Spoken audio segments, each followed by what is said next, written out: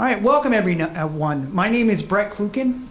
Normally I serve as the Regional Counsel for Region 1 of the U.S. Nuclear Regulatory Commission, or the NRC. However, tonight I'll be acting as the in-person facilitator for this meeting. In that task, I will be assisted by Sarah Lopez, who will be virtually facilitating via Microsoft Teams. Hence, this meeting will have a hybrid format, and I'll explain more about that as part of my introduction. Next slide, please. But first, a little bit about the purpose of the meeting. So, we're here tonight to provide information to you to inform you on the comment process for the proposed decommissioning rule and draft regulatory guidance. We will be going through the various ways that you can participate in the commenting process as part of the NRC's presentation. Meeting attendees, whether in person or participating virtually, will have an opportunity to ask questions of the NRC staff. However, as discussed specifically in the meeting notice, the NRC is not actively soliciting comments regarding the proposed decommissioning rule, nor any other regulatory decision at this meeting this evening. Again, the NRC staff will discuss tonight the different ways in which you can formally submit comments on the proposed rule. Next slide, please. So a little bit about the agenda. After I finish quickly going through logistics, we'll have some opening remarks, and then we'll have our NRC presentation, which will include details on background, status, an overview of the proposed rule, tips for preparing comments, and next steps. We'll then open the floor up to your questions. Next slide, please.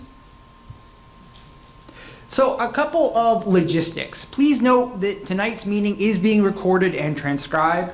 We ask that you help us get a full, clear recording of the meeting by staying on mute if you are on the phone or on Teams when you are not speaking. Please keep your electronic devices silent for those of you in the room, and side discussions to a minimum. Also, it would help us greatly if speakers could identify themselves, whether in person or on the phone, and along with any group affiliation, if you so choose, when they first start speaking. All the meeting attendees tonight who are participating virtually will have their microphones muted and their cameras disabled during the presentation. When we get to the question and answer portion of the meeting, those of you on Teams can use the raised hand function. It looks like a little hand up in usually it's in the top right corner of your screen. And by hitting that, it lets us know, raise your hand, quote unquote, and lets us know that you would like to ask a question during the meeting. For those of you on the phone, to do that, hit *5. Again, that is *5 when we get to the question and answer portion of the meeting.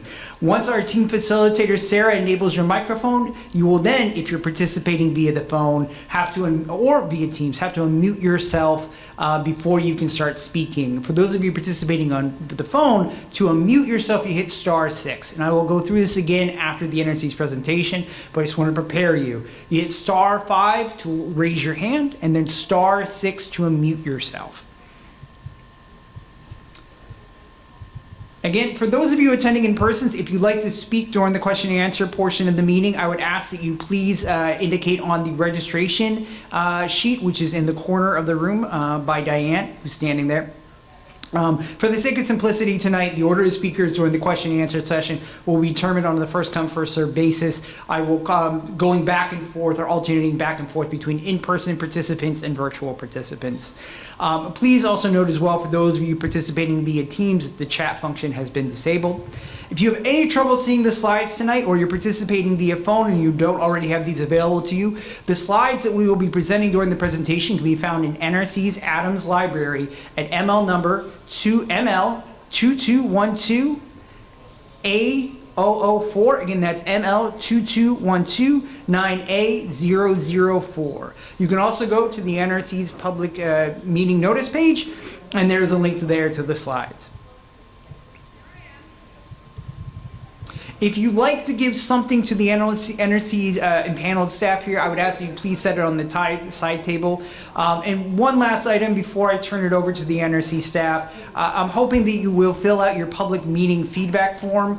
You can find a link to the public meeting feedback form on the NRC's public meeting schedule page for this meeting. Your opinion for how this meeting went will greatly help us improve the conduct of future hybrid meetings. So please take a moment to let us know what you think. Finally, for those of you in the room with us today, the bathrooms are just down the hall, and emergency exits are just right behind you. So with that, slide 5, please. And I will now turn it over to Trish Holohan, the Special Assistant to the Division of Rulemaking, Environmental and Financial Support in the NRC Office of Nuclear Materials Safety and Safeguards. Trish. Thanks, Brett. Can you hear me? Okay.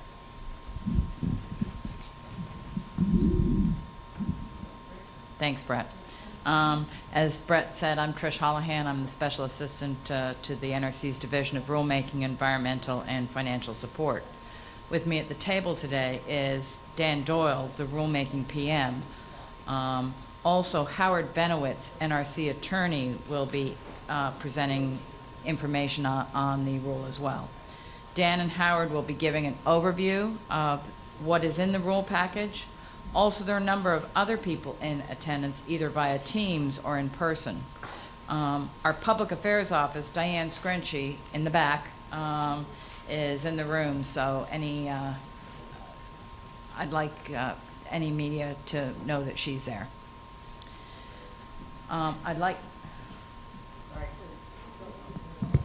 Okay.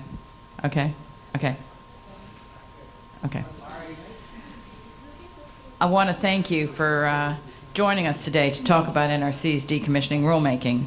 The NRC's goal for this rulemaking are to maintain a safe, effective, and efficient decommissioning process, incorporate lessons learned from the decommissioning process, and support the NRC's principles of good regulation, including openness, clarity, and reliability.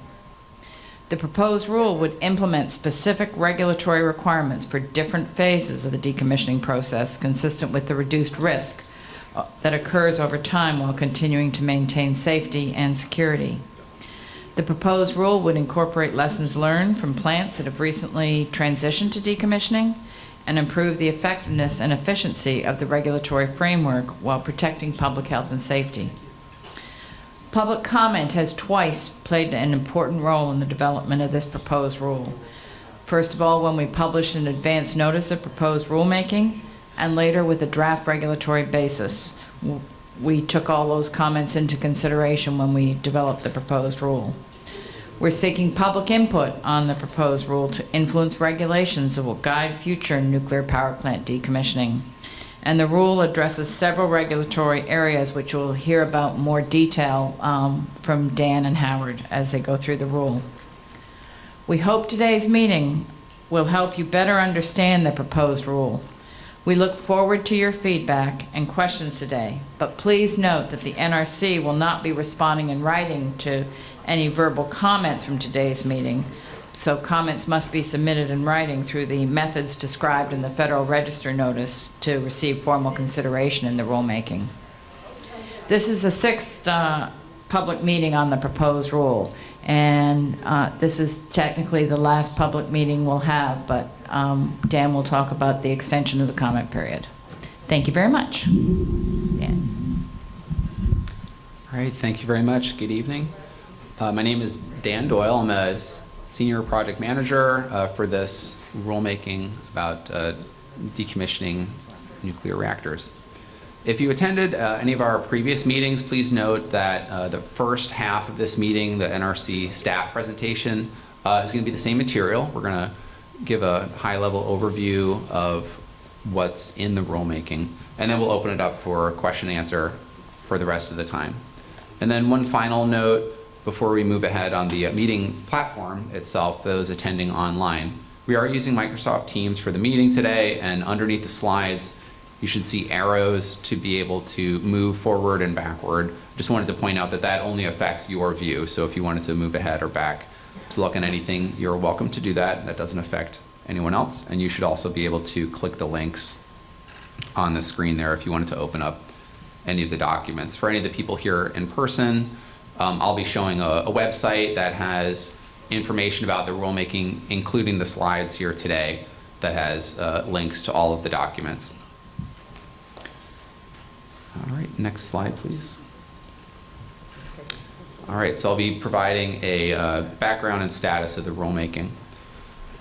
So a very brief overview about why the NRC started this rulemaking. There was an increase in nuclear power plant shutdowns. This led the NRC to focus its attention on some changes that we believe needed to be made to improve the efficiency and effectiveness of the transition for nuclear power plants to the decommissioning process. We initiated the rulemaking in December 2015 to explore changes related to that process. As Trish mentioned, we've already completed some extensive public outreach. We solicited early comments on an advance notice of proposed rulemaking. We also issued what we call a regulatory basis document. We had public comment periods on both of those and also public meetings. Information about both of those outreach efforts is available on the public website that I'll be showing later. So the recent update and the reason that we're having this meeting today is because we published the proposed rule in the Federal Register on March 3rd, 2022. The citation is 87 FR 12254. So we are in the public comment period right now. The NRC received a request to extend the comment period from 75 days to 180 days. We will be granting that request. So the new deadline for public comments will be August 30th, 2022. And the Federal Register notice about this extension should be published within the next week. So if you look at it right now, it, I believe, would still say that the deadline is May 17th, but we are extending that to August 30th. Next slide, please. For convenience, we have 2 slides that list all the key documents associated with this proposed rule with links to access them directly. So on the first slide here, we have, again, that citation for the proposed rule with links to the web version and the printed version. And then the supporting and related materials. We have a draft regulatory analysis, which discusses the costs and benefits that we've identified associated with this action, a draft environmental assessment for compliance with the National Environmental Policy Act, draft supporting statements for information collections for compliance with the Paperwork Reduction Act. We have an additional document, the unofficial red line rule text. So I will talk about that after we get through the topic slides. But basically that document, the unofficial red line rule text, shows how the proposed rule would modify the current rule language in a red line strikeout format, meaning this text would be deleted, this text would be inserted. So you can see that in context. Hopefully the title makes it clear that it's unofficial. It's not the official legal version of the rule language. The official version is what's published in the Federal Register.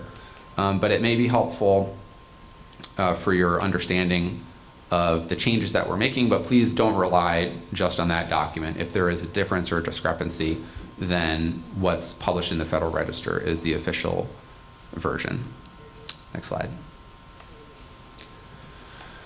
We're also updating 4 guidance documents as part of this rulemaking, so they are available for public comment as well. They're listed here on the slide.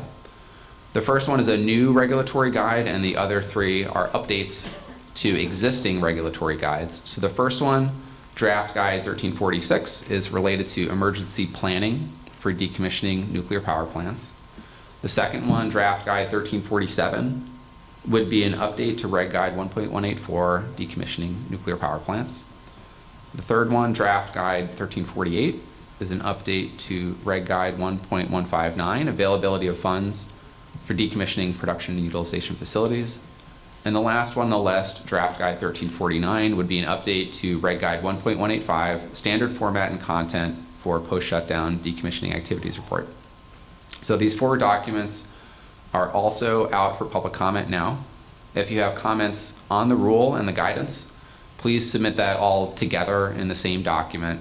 It's all going to the same place. You don't need to submit separate comment submissions on the rule and the guidance. Just please go ahead and submit it all together. Next slide, please. So for this part of the meeting, we will be giving an overview of the proposed rule. So we'll start with a general discussion of the graded approach concept that we'll be mentioning throughout the presentation and how that's been applied to several of the technical areas related to decommissioning. And the rest of the slides are going to give an overview of each of the 16 technical topics technical areas or technical topics in the proposed rule. And then I would also like to point out that I'm the rulemaking project manager. I'm serving as a spokesman for the rule today, but we have a great team of NRC staff who are the subject matter experts on each of these topics, and many of them are on the line here or in the room, and will be available to support as needed when we get to the question and answer session. Next slide, please. Okay, sorry for the small text, but I'll just try to highlight some of the important points here. This slide is trying to convey this graded approach concept that we are taking in this proposed rule, where different levels of requirements apply at different stages of the decommissioning process. So across the top of the table are the 4 levels that are used in the proposed rule as a facility goes through the decommissioning process. Level 1 begins after the facility dockets the 2 required certifications. One is for permanent cessation of operations, and the other is that the fuel has been removed from the reactor vessel. Level 2 is after a period of sufficient decay of the spent fuel, which would be generically 10 months for a boiling water reactor or 16 months for a pressurized water reactor, if they meet the criteria that we've listed in the proposed rule. And then level 3 would be once all the fuel has been moved into dry cask storage. And level 4 would be when all of the fuel is off-site. The rows in this table show the topic areas that have updated requirements linked to these levels. Emergency preparedness, as we'll explain, would use all 4 of the levels, starting with the post-shutdown emergency plan in level 1 through level 4, where there's no longer a need for an on-site radiological emergency response plan because all fuel is off-site. The other topic areas that use the graded approach, which we'll discuss in a little more detail as we go through the slides, include physical security, cybersecurity, and on-site, off-site insurance. Next slide, please. So this is the first of the 16 topic slides. For each of these topic slides, you'll see a summary of the proposed changes. The box in the upper right identifies the section in the proposed rule where we have a more detailed discussion of the topic as well as the page numbers. We've also listed all of the sections in the Code of Federal Regulations, or CFR, that would be changed. And where it says specific requests for comments, on each of the slides we'll point out if the NRC has included a specific question that we were asking for the public to consider to provide feedback on related to that topic. Below that we have additional information if there's anything else we wanted to point out, to bring to your attention. And at the very bottom we just have a progress bar showing which topic we're on and the topics that we are coming up or were recently completed. All right, so moving on with this topic, emergency preparedness. Because the current regulations don't provide a means to distinguish between the EP requirements that apply to an operating reactor and those that apply to a reactor that has permanently ceased operations, decommissioning licensees have historically requested exemptions from EP requirements. The proposed rule would provide common EP requirements for reactors in decommissioning, eliminating the need for specific exemptions or license amendments. Because the decreased risk of off-site radiological release and the fewer types of possible accidents that can occur at a decommissioning reactor, the proposed EP requirements align with that reduction in risk while maintaining safety. So the changes we are proposing here. We're proposing to add a new section to the regulations. It would be in 10 CFR 50.200. That would provide planning standards and requirements for post-shutdown and permanently defueled emergency plans. The proposed standards and requirements for emergency plans are consistent with the level of planning that the Commission has previously approved for decommissioned facilities. The proposed planning requirements also ensure close coordination and training with off-site response organizations is maintained throughout the decommissioning process. The NRC is also proposing to amend 10 CFR 50.54Q to provide licensees with the option to use the tiered requirements and standards at the appropriate time in decommissioning and to add a new process by which licensees can make changes to the emergency plans to transition between these levels. We do have two specific questions that we're asking for input on. The first one is we're asking stakeholders to identify what they see as the advantages and disadvantages of requiring dedicated radiological emergency planning, including a 10-mile emergency planning zone, until all spent fuel at a site is removed from the spent fuel pool and placed in dry cask storage. Is there additional information that the NRC should consider in evaluating whether all hazards planning would be as effective as dedicated radiological emergency planning? The NRC has determined that 10 hours would be a sufficient amount of time for an emergency response to a spent fuel pool accident based on an all hazards plan.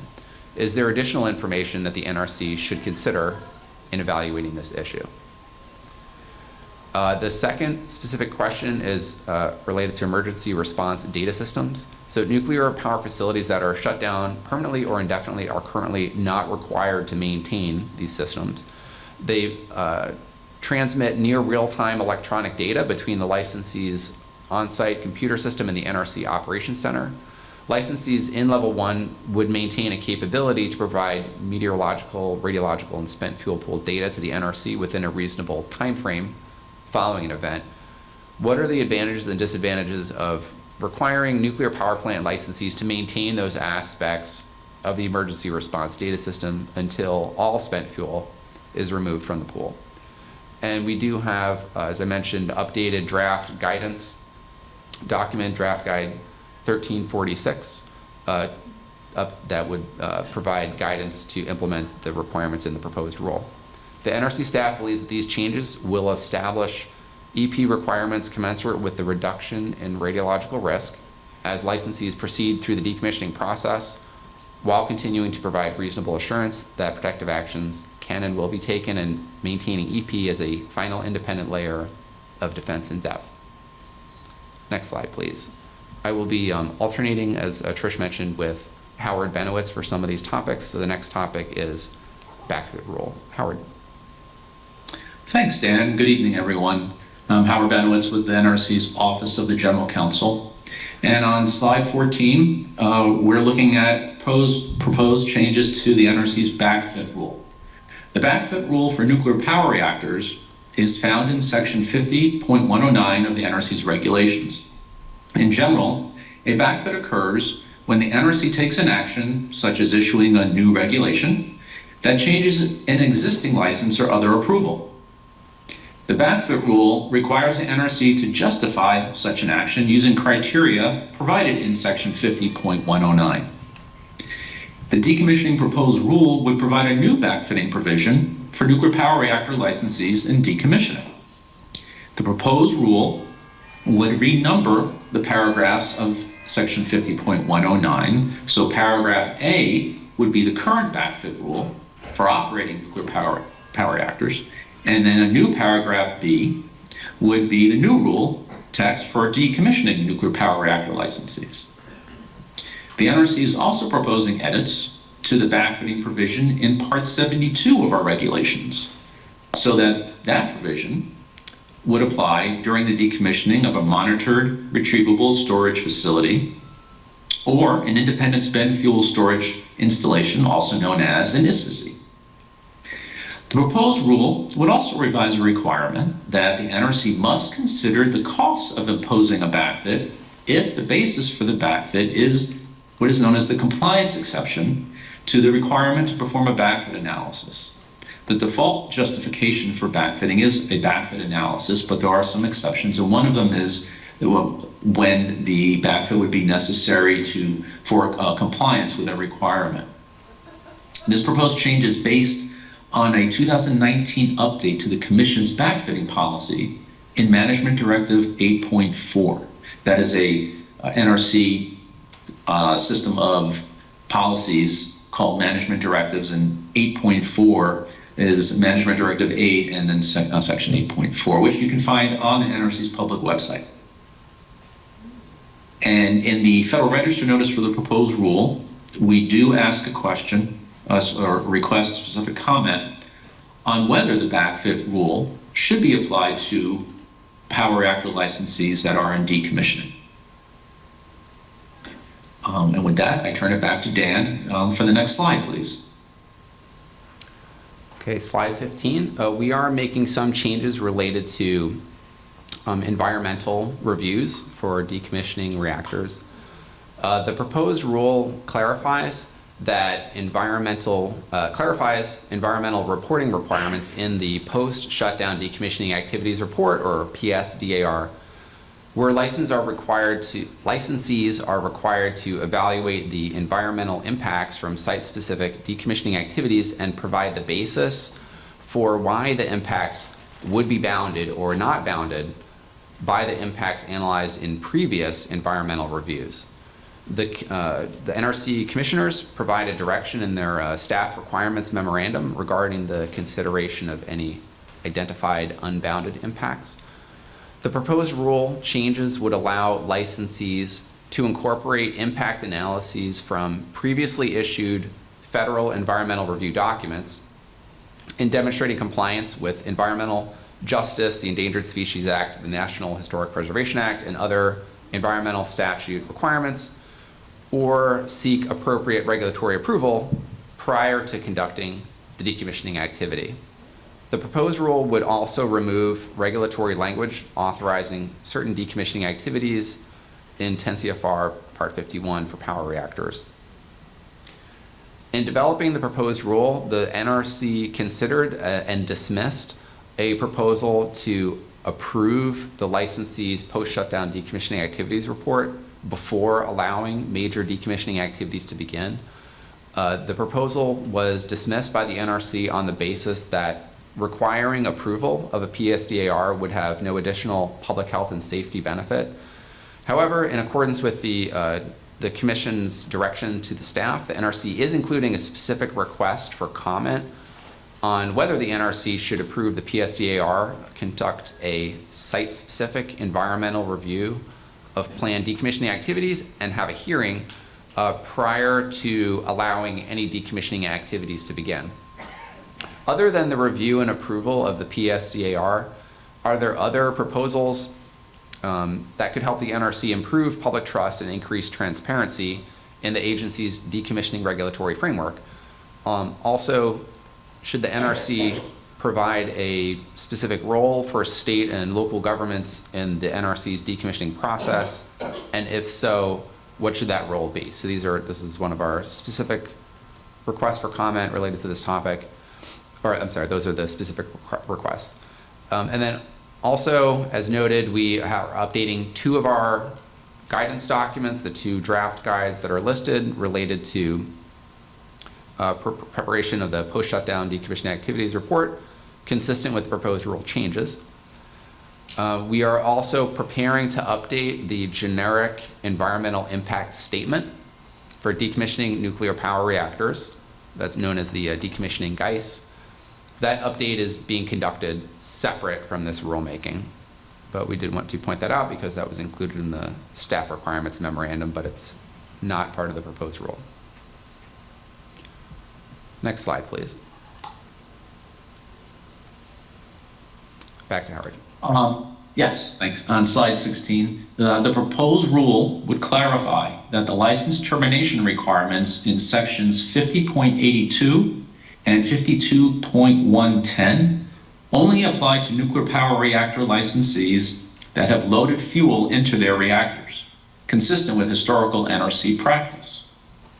These license termination provisions are written for reactors that have commenced operation, and the NRC has historically viewed operation as beginning with the loading of fuel into a reactor, and this is discussed in the proposed rule Federal Register notice. The NRC is proposing these changes because some confusion arose a few years ago about whether section 52.110 was applicable when certain combined license holders sought to terminate their licenses during construction or even before construction began for their particular reactors. The NRC informed these licensees that section 52.110 did not apply for reasons that are also documented in the proposed Rule Federal Register notice. We did not ask any specific requests for comments on this particular issue, but we do request that you take a look at what we're proposing here, and if you have any comments, please submit them. Next slide, please. Decommissioning funding assurance. For this topic, we have 2 slides.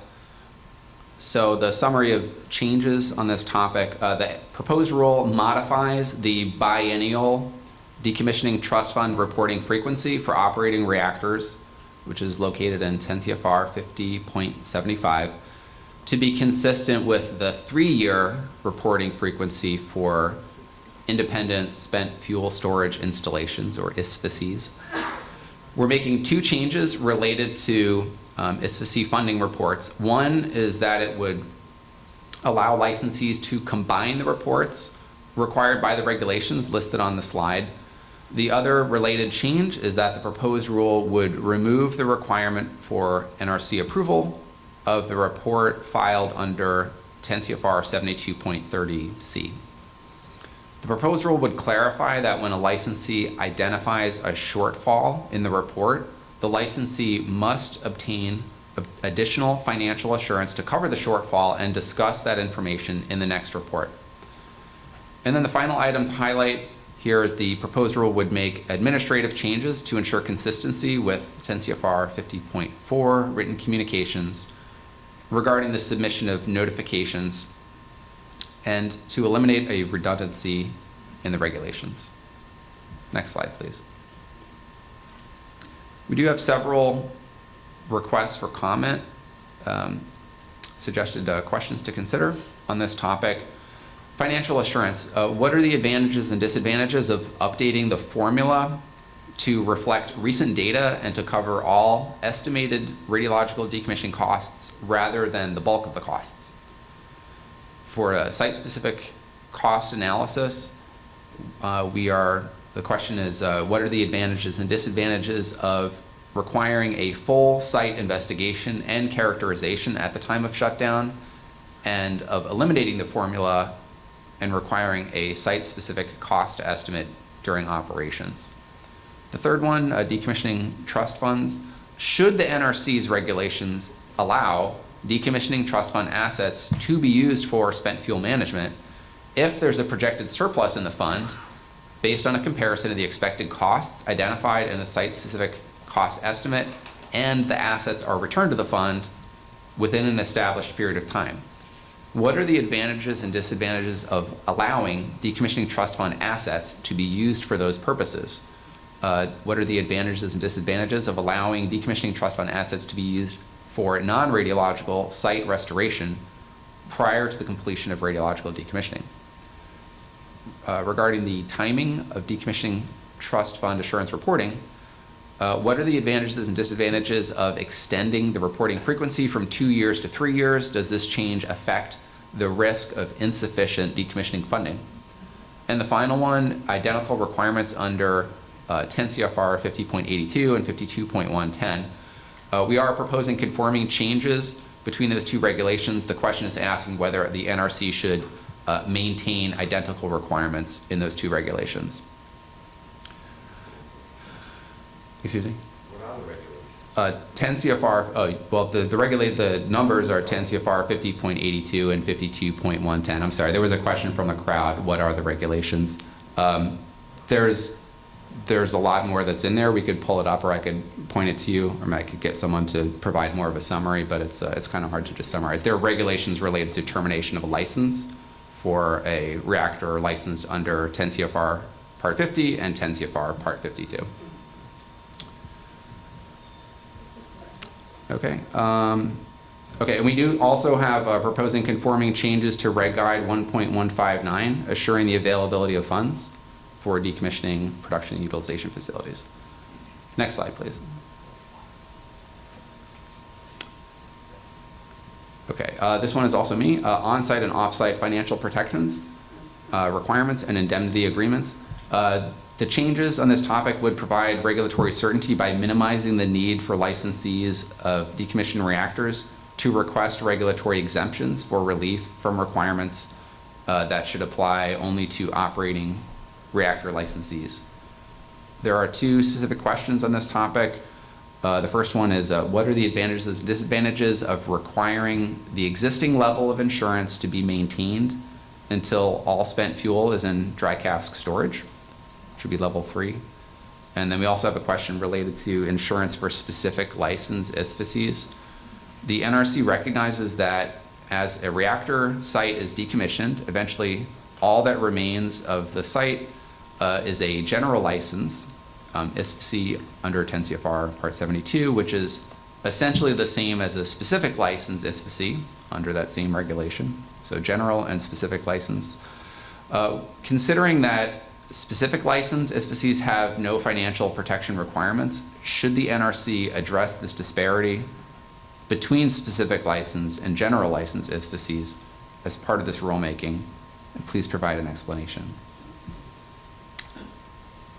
Next topic, slide 20. Howard.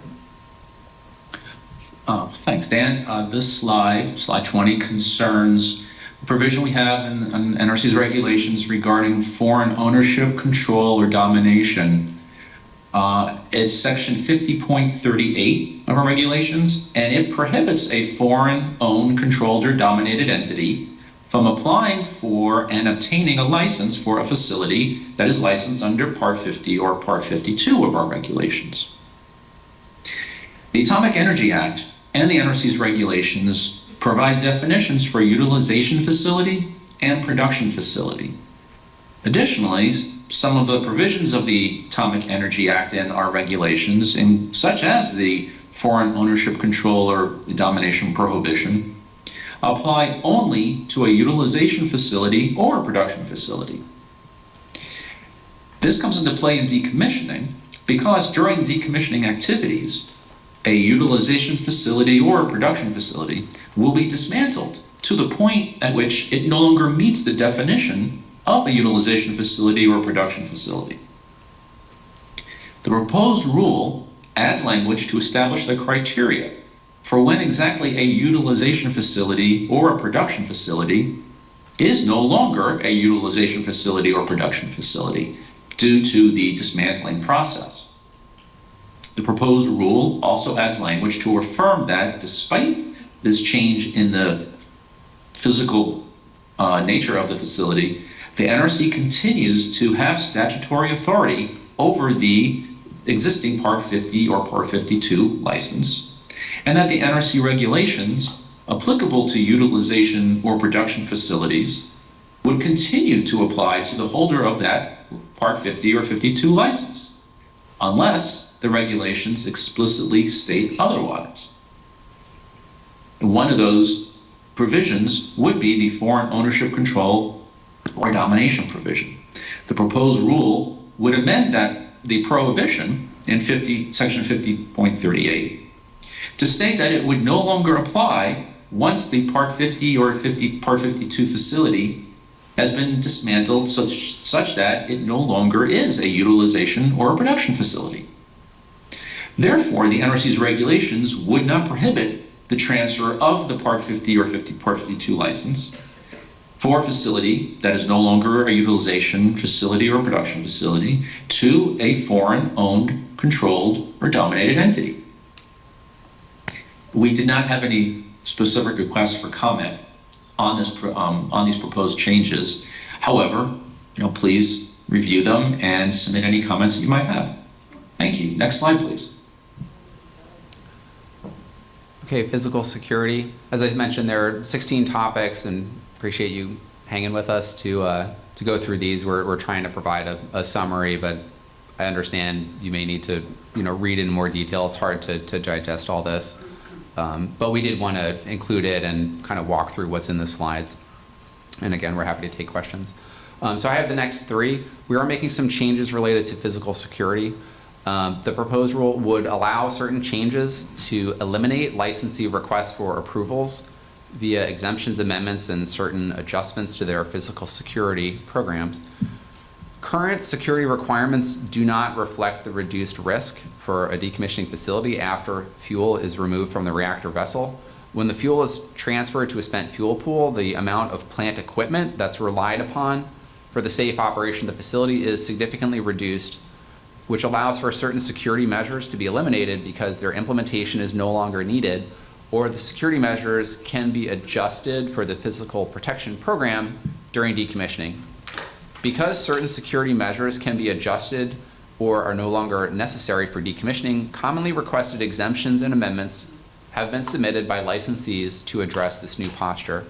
For example, the control room is specifically identified in the current regulations as an area that must be protected as a vital area. The proposed rule proposes to eliminate the need to identify the control room as a vital area when all vital equipment is removed from the control room and when the area does not act as a vital area boundary for other vital areas.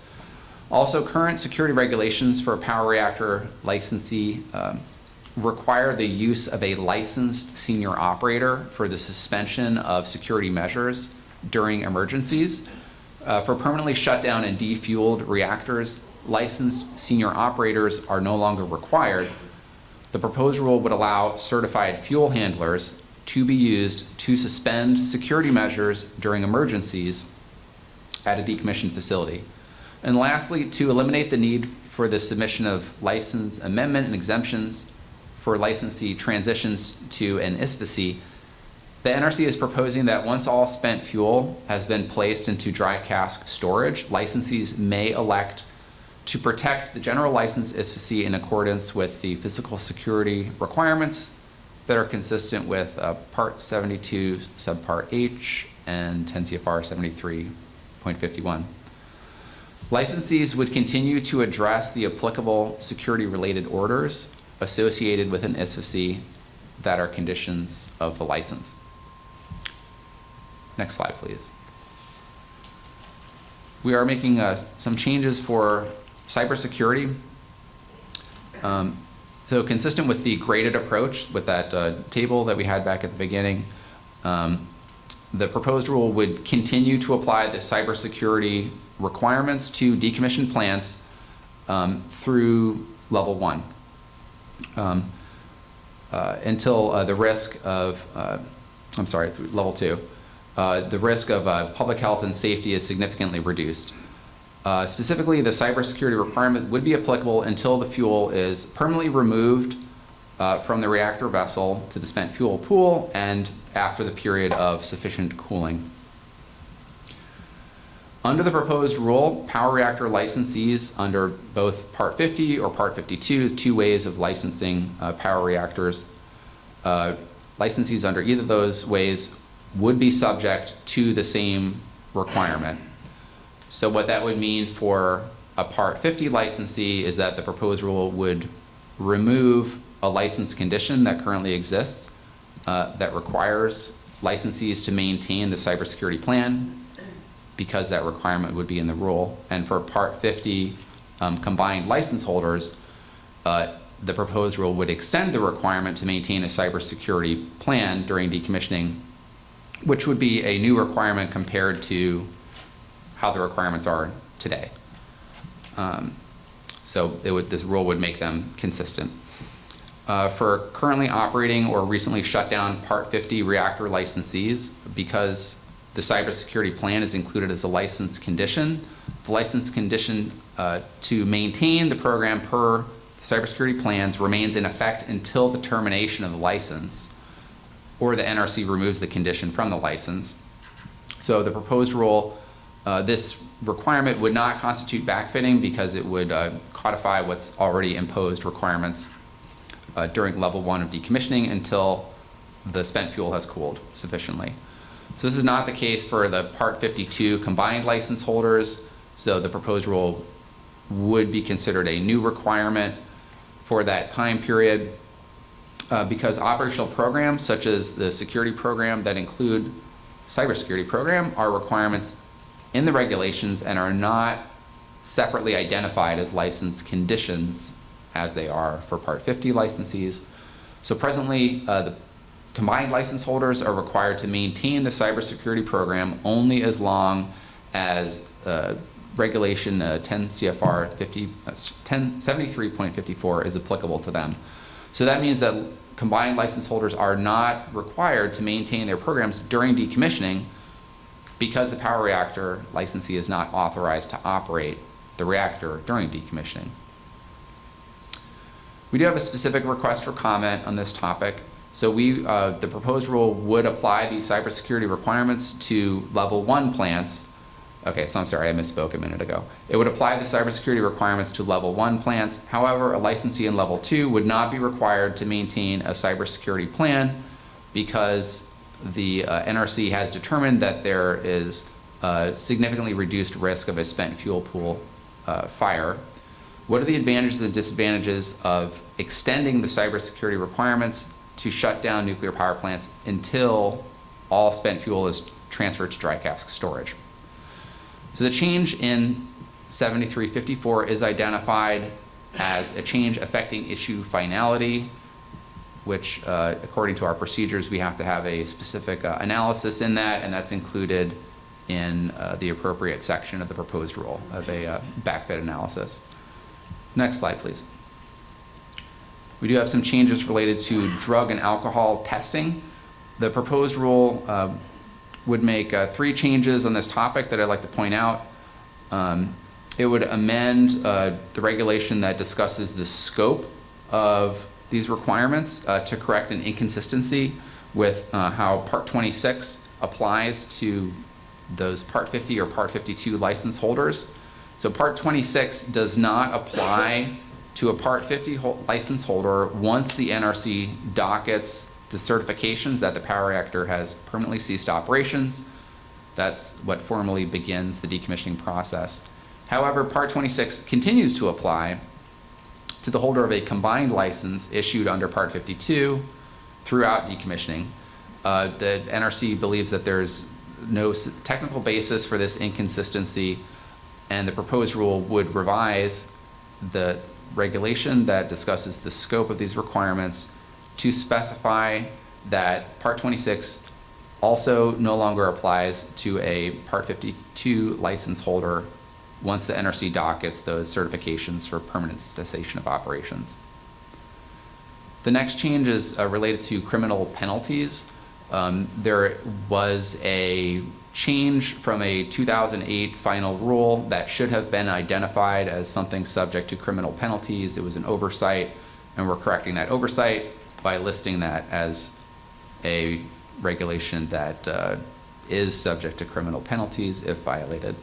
The third change is related to what's called an insider mitigation program. There's a requirement that licensees maintain this program and that it contain elements of the fitness for duty program described in Part 26, but current regulations do not identify which program elements must be included. So this proposed rule would establish the required elements of the fitness for duty program and an insider mitigation program for both for operating and decommissioning reactors under Parts 50 and 52. Next slide, please, 24. Okay, thanks, Dan. The NRC is proposing to withdraw an order and remove license conditions that are substantively redundant with existing provisions in our regulations. The order is Order EA 06-137, which concerns mitigation strategies for large fires or explosions at nuclear power plants. This order was issued after the events of 9/11. A few years later, the NRC issued a final rule that included many of the requirements that were in the order. The license conditions that we would be removing are the conditions associated with that order and another post 9/11 order, Order EA 02-026. The proposed rule would also remove the cybersecurity license condition that Dan just mentioned. The license conditions would be deemed removed in the final rule. They would actually be removed by the NRC staff through what we call an administrative license amendment. This means that the licensees would not have to submit requests to amend their licenses to remove these redundant license amendments, the staff would issue, after the final rule goes into effect, the staff would issue the license amendments to the licensees. The NRC included in the Federal Register notice for the proposed rule a specific request for comment on this topic. We are interested in obtaining stakeholder input to identify any other potential redundant requirements that we did not include in the proposed rule. Next slide, please. We are proposing some changes related to spent fuel management planning. The NRC staff identified ambiguity in the spent fuel management decommissioning regulations due to a lack of cross-referencing between Part 72 and Part 50. The rulemaking clarifies this information for consistency. Specifically, there's a regulation in 10 CFR 72.218 which states that the spent fuel management program, which has a requirement in 10 CFR 50.54 BB, the Irradiated Fuel Management Plan, or IFMP, that it must show how the spent fuel will be managed before starting to decommission systems and components needed for moving, unloading, and shipping the spent fuel. Section 72.218 also requires that an application for termination of a reactor operating license submitted under those two termination regulations I mentioned earlier, 5082 and 52110, must also describe how the spent fuel stored under the Part 72 general license will be removed from the reactor site. So although 10 CFR 72.218 states what information must be included in those documents required in Part 50, the corresponding regulations in Part 50 do not contain that information. Therefore, the NRC proposes to clarify and align the regulations in 5054 BB, 50.82, 52.110, and 72.218, those are the four I just mentioned, to ensure the appropriate documentation of spent fuel management plans and decommissioning plans. So what are we changing?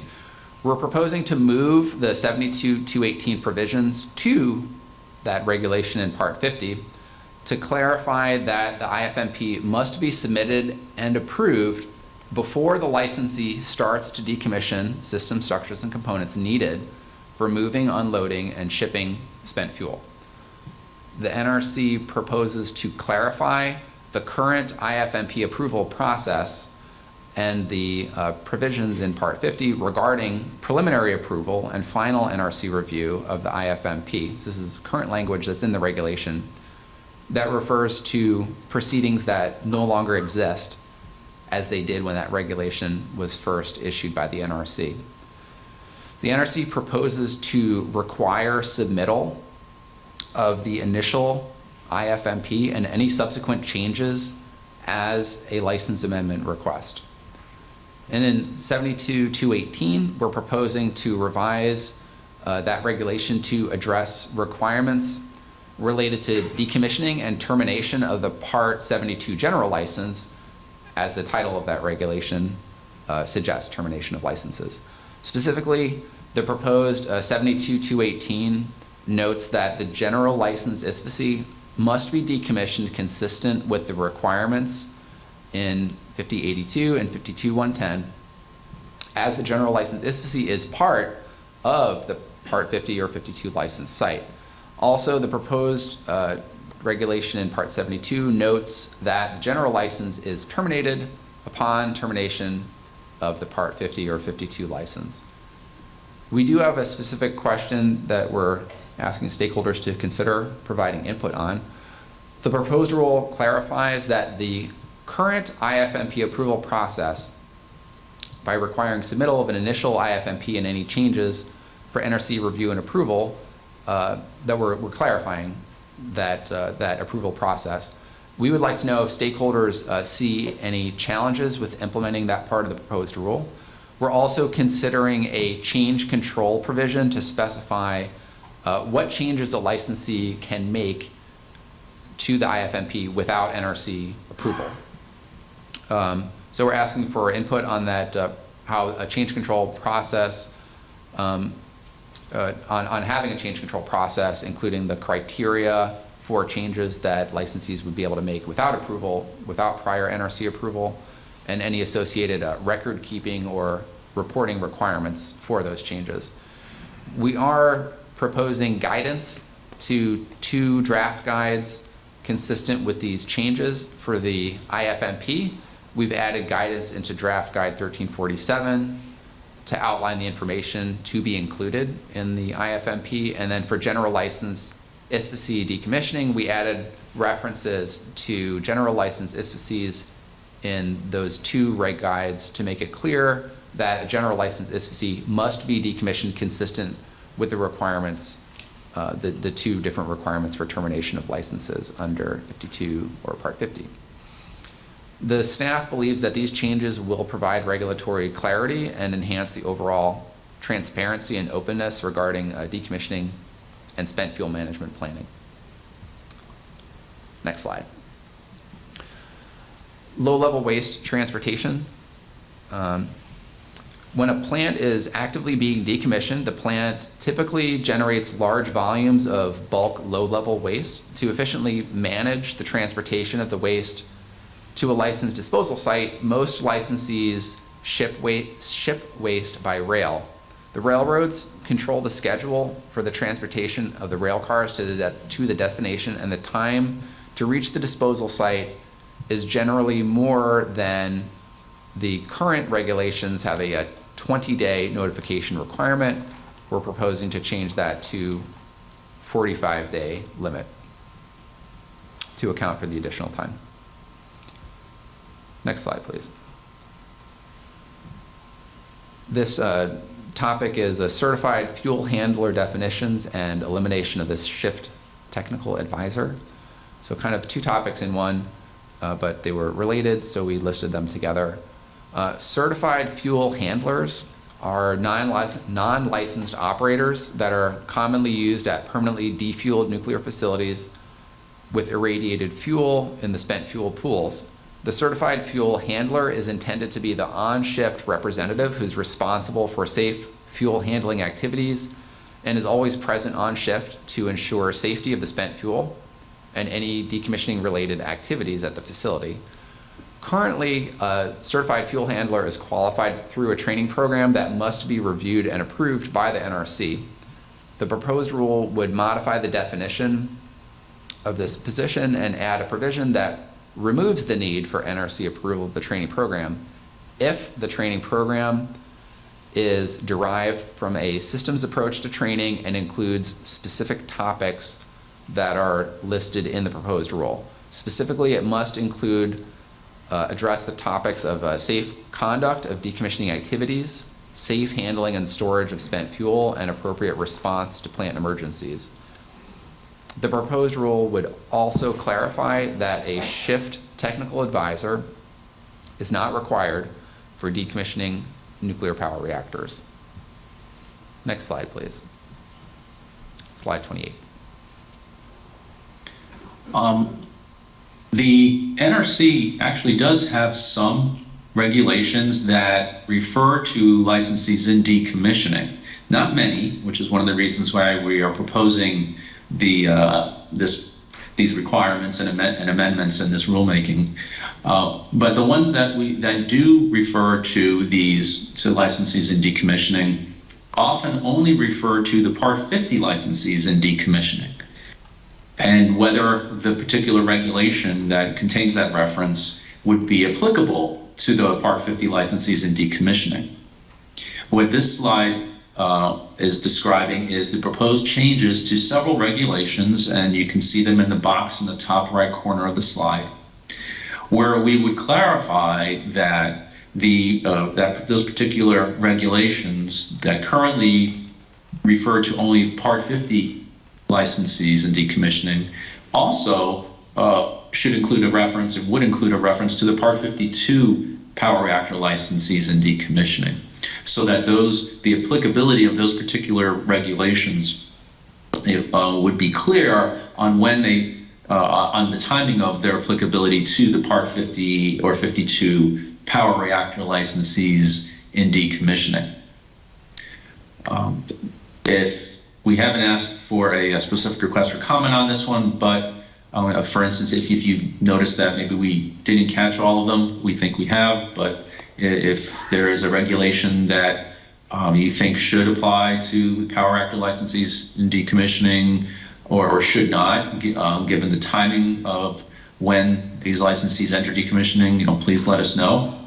But the purpose here is primarily just to ensure that the power reactor licensees, whether they're licensed under Part 50 of our regulations or the Part 52, that the regulations apply similarly to both types of licensees.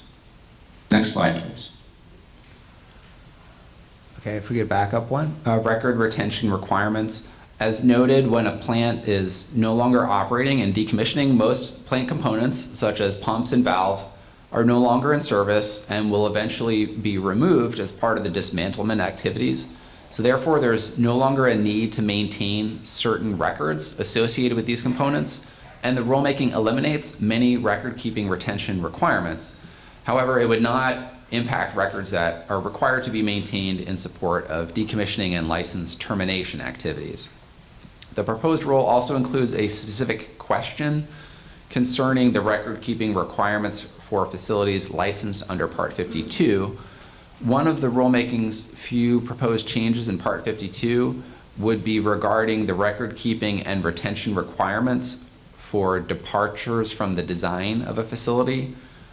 However, these changes would not apply to a combined license holder that references one of the certified designs in one of the appendices in Part 52, because those appendices have their own record-keeping provisions. So we do have this question that's asking if we should revise those appendices to conform to the record-keeping requirements with those proposed in 10 CFR Part 52, 52.63. Next slide, please. So that completes the overview of each of those 16 topics that I mentioned. Thank you for sticking with us through that. Hopefully that was a helpful high-level overview, and that could serve as a useful reference to look into that further if you have additional questions about that. So what I'm showing on this slide is, as we mentioned throughout each of these topics, there were a number of specific requests for comment. So we did point those out. All of them are listed on this slide here. We pointed them out on the previous slides where they were related to those topics.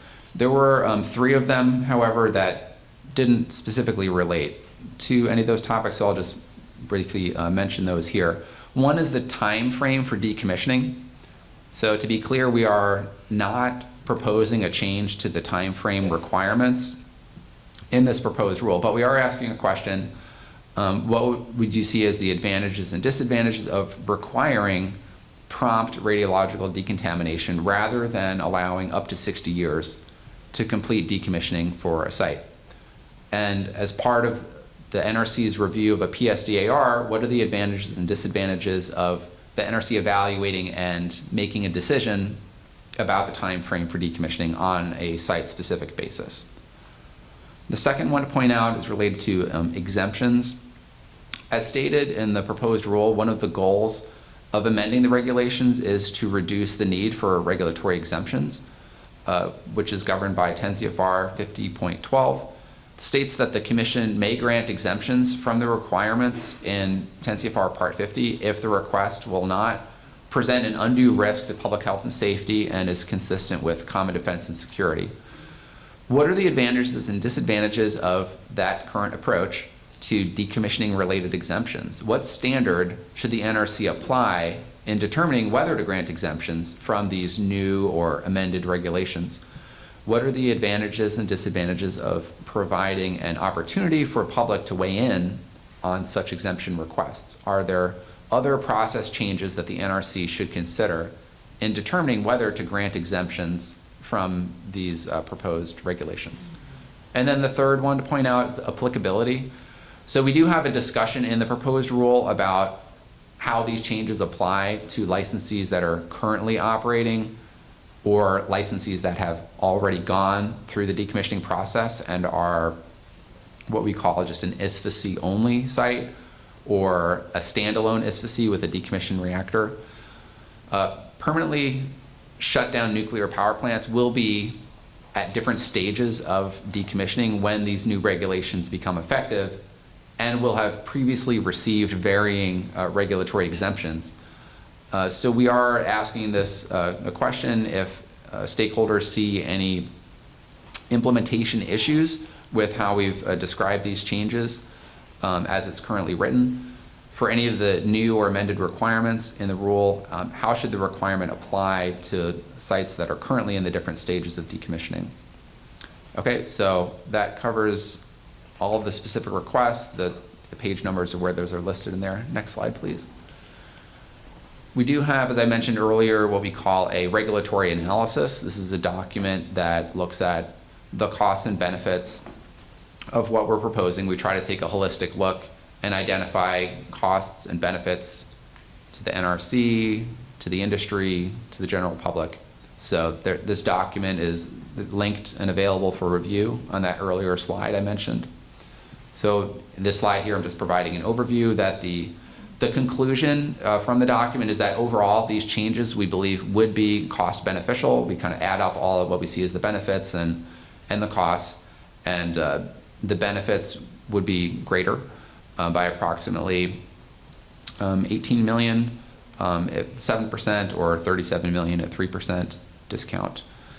The three alternative, or the three topics that influence that the most would be emergency preparedness of about 7.7 million, the drug and alcohol testing changes about 7 million, and decommissioning funding assurance changes would be approximately 1.2 million. Next slide, please. Okay, we have a few slides. Next slide. A few tips. I think many of you who are attending virtually or in person are familiar with the NRC's rulemaking process, but whether you are or not, hopefully some of these tips will be helpful for you if you do choose to prepare and submit comments to hopefully have those comments be more effective to communicate what you're proposing to the NRC, and for us to be able to consider that and give a good response. So the first tip is to consider taking a look at this commenter's checklist. This is on regulations.gov, which is not run by the NRC. This is a government-wide website that many agencies use for providing information about rulemaking and collecting public comments. So they have a checklist that's very prominently posted on the comment submission form. Right at the top it says, click here to see the checklist. It's pretty short, and I think it's pretty well written and understandable, and gives some good tips to think about. There's a link there. You can get it from that comment form, and it's also in printable format. Next slide, please. Next tip is to take a look at this unofficial red line rule text. If you want to get a different understanding, or to see what words in the Code of Federal Regulations, what would actually change with this proposed rule, what would be deleted, what would be added, and you could see it in context. Sometimes if you just look at a proposed rule, it's not so easy to tell what the change would be. Maybe we say replace this paragraph, replace the existing paragraph with this text, but you'd have to just look at it and compare them side by side to figure out what the actual change is, even though we do describe the change, and we try to be clear about that. But we do have to follow a required format. So this is just a different format of communicating that we hope would be helpful. So it shows how the proposed rule would modify the current regulations. And that's the accession number and a direct link to it. Next slide, please. The third and final tip is that we do have this public website that we've put together, intended to be a one-stop shop for information about this rulemaking activity. We have a direct link to the proposed rule, all of the related documents that I mentioned. There's a direct link to the comment submission form, information about all of our past public meetings. As Trish mentioned, this is our sixth and final one that we have scheduled at this time. But yeah, all of our public meetings, we have information about those on there. And then also those additional background documents where I mentioned from the advance notice of proposed rulemaking and the regulatory basis stage. So you could scan that code with your phone if you just turn on your camera and you could get it on your phone. There's a short URL that's listed right there. And I also included my contact information. If you have any trouble accessing that or finding it, feel free to reach out to me and I would be happy to help you. Next slide, please. So this slide is just summarizing how to actually submit a comment. These instructions are in the proposed rule, and just providing them here for convenience. So you can submit them, as I mentioned, that website, regulations.gov. There's a comment form. You could send it as an email. You could type it into the email, or you could attach a document to your email and send it to rulemaking.comments@nrc.gov. You could also mail it into us. So I'll just put out there that our preferred method is to submit it if you submit it via regulations.gov. So again, you could type your comment in there, and you could also upload it to regulations.gov. So there's multiple methods. Hopefully that's pretty easy and straightforward for you to submit it. Also, you don't need to submit using multiple methods. You'll get a confirmation if you send to regulations.gov or email. So you can be sure that we received it and don't need to submit it again. Okay, next slide. So this is our summary of the next steps as we wrap up the staff presentation. So the public comment period, again, will be extended until August 30th. After we receive the public comments, the NRC will consider and address those and develop an updated final rule, which we'll send to the commission. We're estimating that was October 2023. That date may be adjusted based on the change to the public comment period, but we have not changed that yet. After the commission reviews, if they approve the final rule, the estimated date for that to be published would be around May 2024.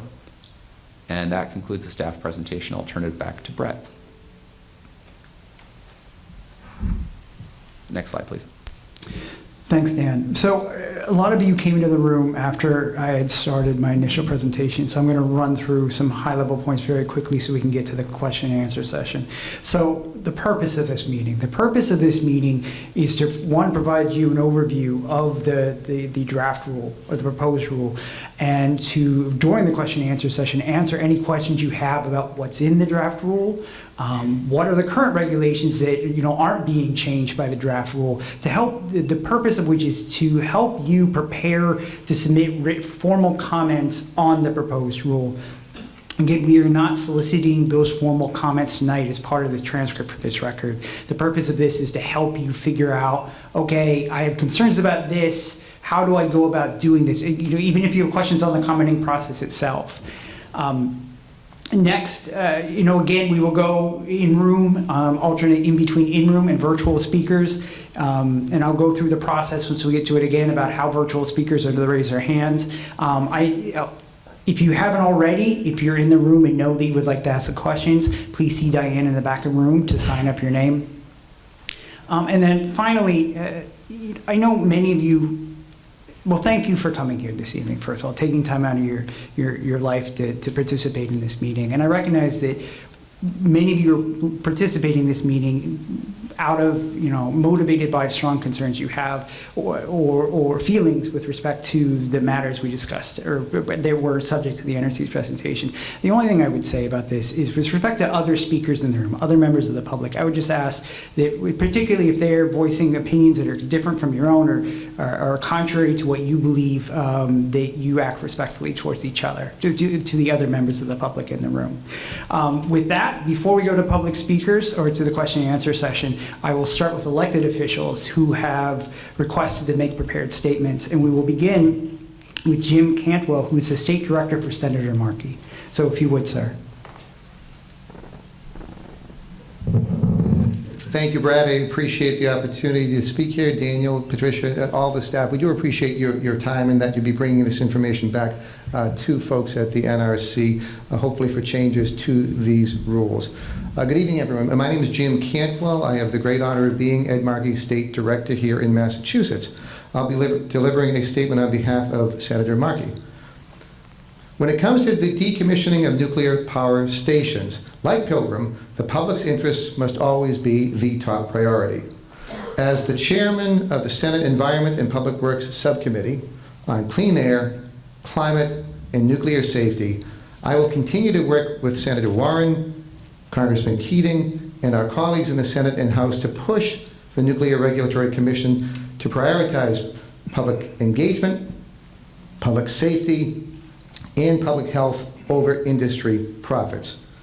As a side note on public engagement, as a local residents here at tonight's meeting remember well, in August of 2019, the NRC approved the transfer of the Pilgrim nuclear power station license from Entergy Nuclear Operations to Holtec International, a ruling made even before it resolved open petitions in the preceding docket or answered critical questions about safety, security, and funding. Keeping Holtec's business interests on schedule seemed to be a higher priority than answering public questions. And this disregard for public input isn't unique to Pilgrim. We've seen it play out at other decommissioning power plants across the country.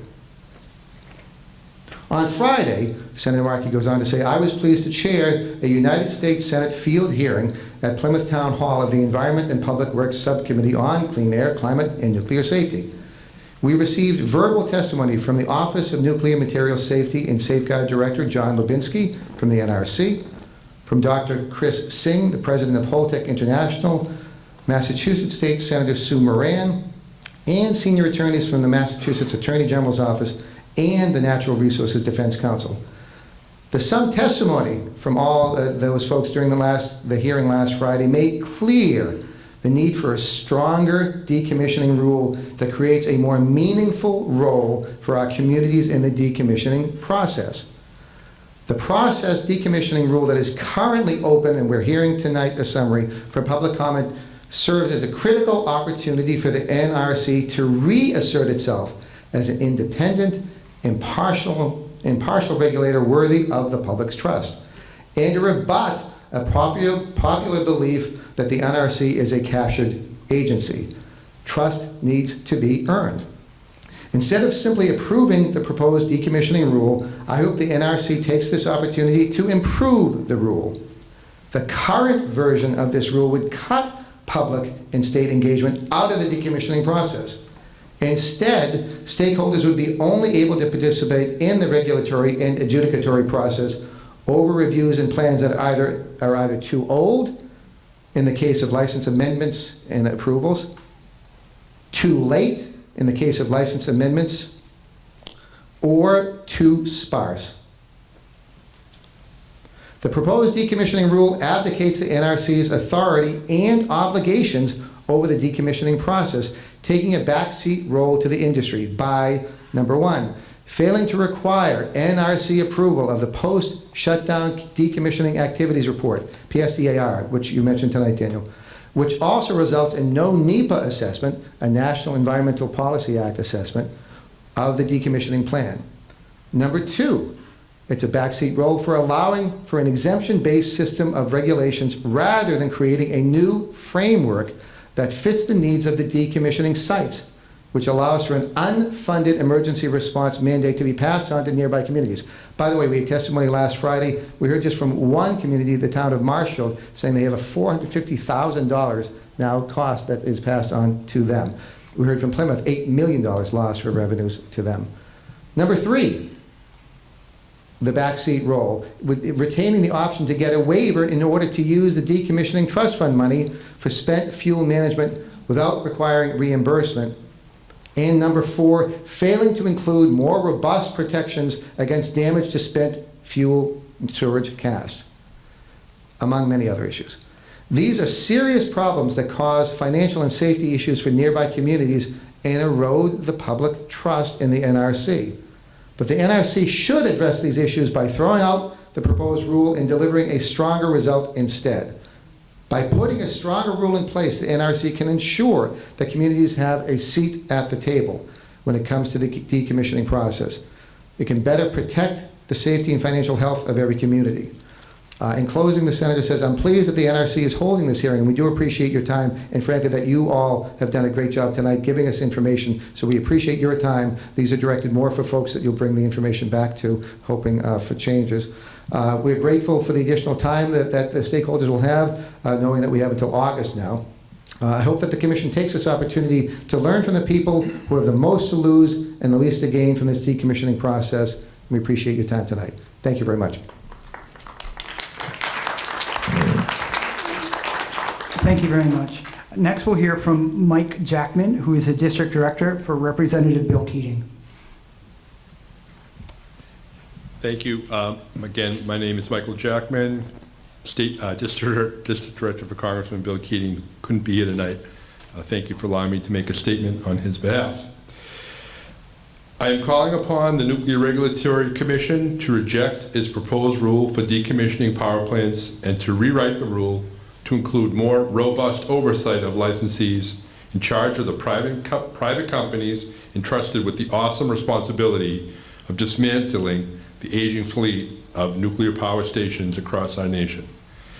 At last week's field hearing of the Senate Environmental and Public Works Committee, the NRC's Director of Nuclear Material Safety admitted that the decision of whether to discharge effluent from the spent fuel pool is up to the licensee. This response typifies the NRC's approach to serious environmental and public safety challenges posed by decommissioning. Allow the licensee to determine what is and isn't appropriate based on its own business needs. This approach puts at risk the economy and the environment of southeastern Massachusetts because, as it stands today, the NRC has no mechanism to prevent the current licensee from discharging dangerous effluent into Cape Cod Bay, which will threaten not only marine life, but also thousands of residents who rely on the bay for their livelihoods. The new proposed rule would not prevent a similarly situated licensee elsewhere in the country from making decisions regardless of environmental and economic impacts and must therefore be rejected.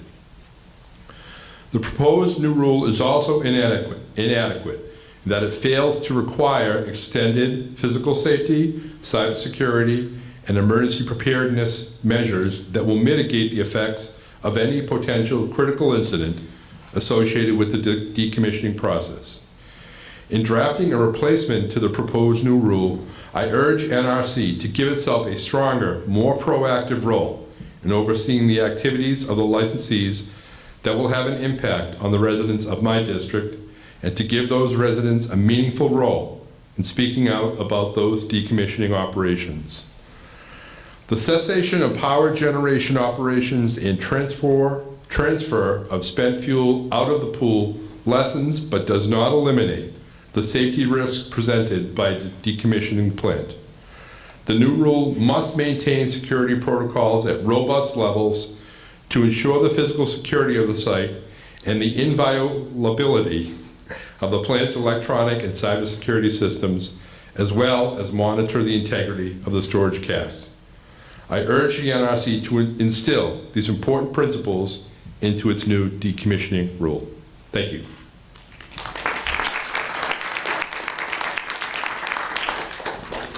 Thank you very much. Next, we'll hear from Liv Tex Arab, who's a staff assistant to Senator Warren. She is participating virtually. Sarah, could you please unmute Liv Tex Arab, please? Yes, I have done that. Liv, your microphone is enabled, and I've also enabled your camera if you'd like to share your camera.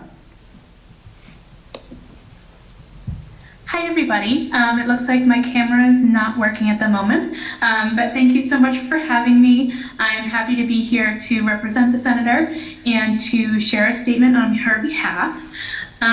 So her statement is as follows. Oh, hi, my camera's working. I am disappointed that the Nuclear Regulatory Commission is proposing a new decommissioning rule that ignores repeated calls for enhanced transparency, accountability, and community engagement. This new rule was an important opportunity that could have been used to strengthen the decommissioning process and prioritize community safety over industry savings. Instead, the proposed rule continues to allow the NRC and plant operators to cut corners on safety and limit public engagement at the expense of the health and well-being of the residents who live in communities near these plants.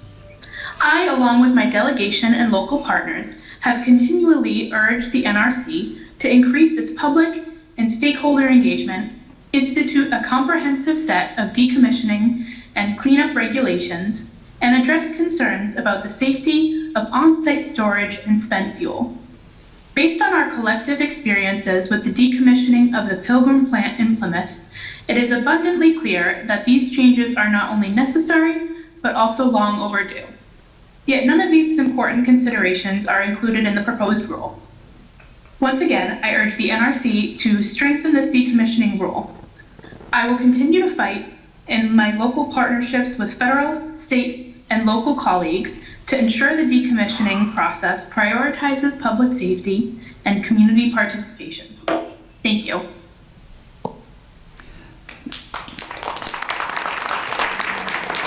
Thank you very much. Now I'll see if there are any other elected officials or representatives of elected officials in the room with us this evening who would like to offer prepared remarks at this time. Seeing none, now if you are an elected official or a representative of elected official participating virtually, either on the phone or via the Teams application, and you would like to offer a prepared statement at this time, you can do so through the Teams app, raising your hand using the raise hand button, or if you're on the phone, press *5. Again, that's *5 to raise your hand, and then when Sarah calls on you, you would need to press *6 to unmute yourself, and then you would also need to unmute yourself via Teams. So I'll give people a second, and then I'll turn it over to Sarah to see if we have any elected officials or representative officials who have raised their hands at this time.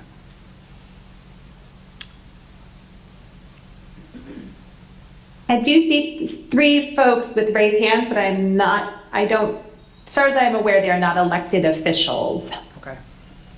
Okay, so if that's untrue, we apologize. We're now going to go to the public question and answer portion of this meeting. There are a number of you in the room tonight. Hopefully, I'm going to try my best to get through as many of your questions as possible, out of fairness for you taking time out of your life to come here this evening. So we are going to extend the meeting to 8:30 because we're not probably going to get through it by 8. Like, that's not going to happen. So I've talked to Trish beforehand.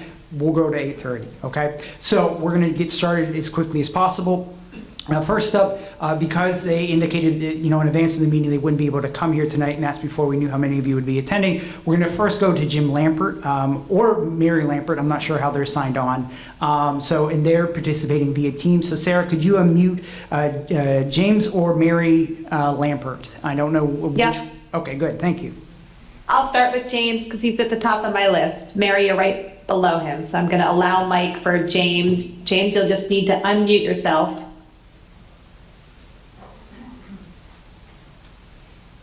And if you're not seeing how to unmute yourself, James, you can just move your mouth. Can you hear me? Yeah, now we got you. Go ahead.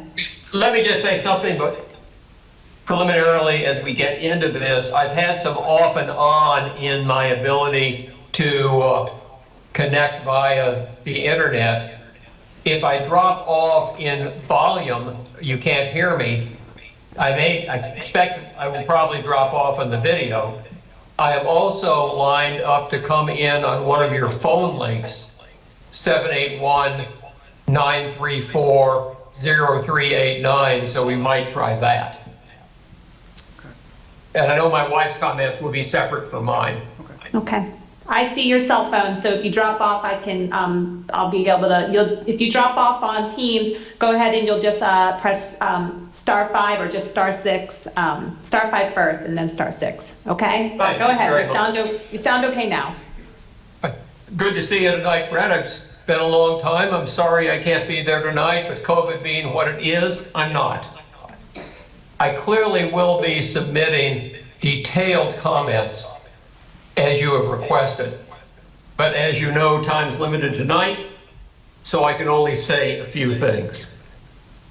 Initially, your slides repeatedly say that the purpose of the new rule is to clarify. To some extent, this may be true. But what it really seems to clarify is the NRC's apparent goals to even further reduce your already far too limited oversight of decommissioning, to even further reduce, assuming that's possible, the level of what you call public involvement, to even further reduce the level of protection of the public, and this is probably central to everything, to increase industry profits. Some months ago, your own historian published a book about your practices entitled Safe Enough. The obvious question is safe enough for whom?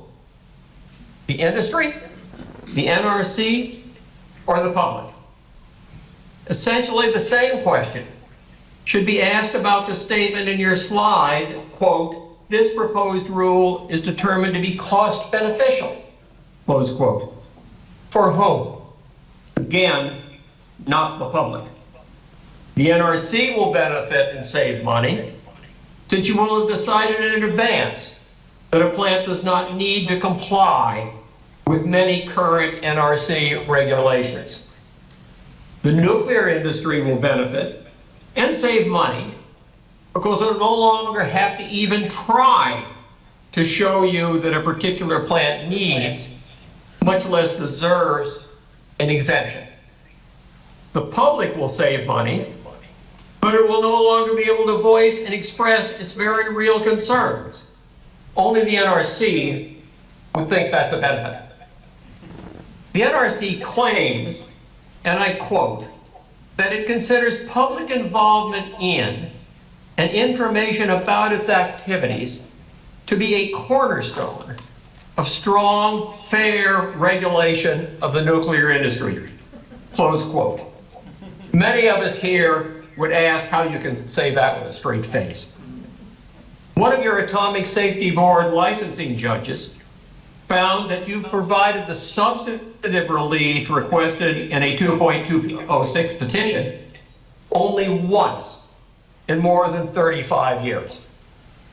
Commissioner Barron has said, and at last Friday's Senate subcommittee hearing, one of your directors confirmed that the real reason you don't approve PSDRs is that if you did, you might have to allow public participation.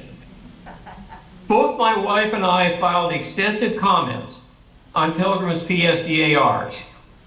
I don't think you even acknowledged you received them. 3 days ago, your director admitted the NRC has never required a licensee to make any changes to a PSDAR. According to Commissioner Barron, your current regulatory system barely qualifies as a regulatory system at all. I agree. Nothing in your proposed rule changes that, at least for the better. I hope you will, but I have little hope that you will improve it. Thank you.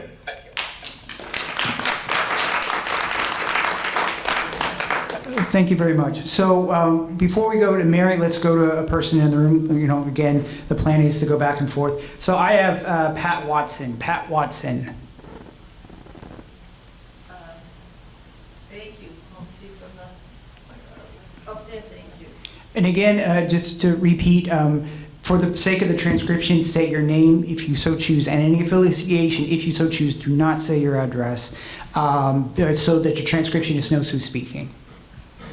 Okay, thank you. As the NRC knows that historically speaking, Pat Watson, I'm sorry.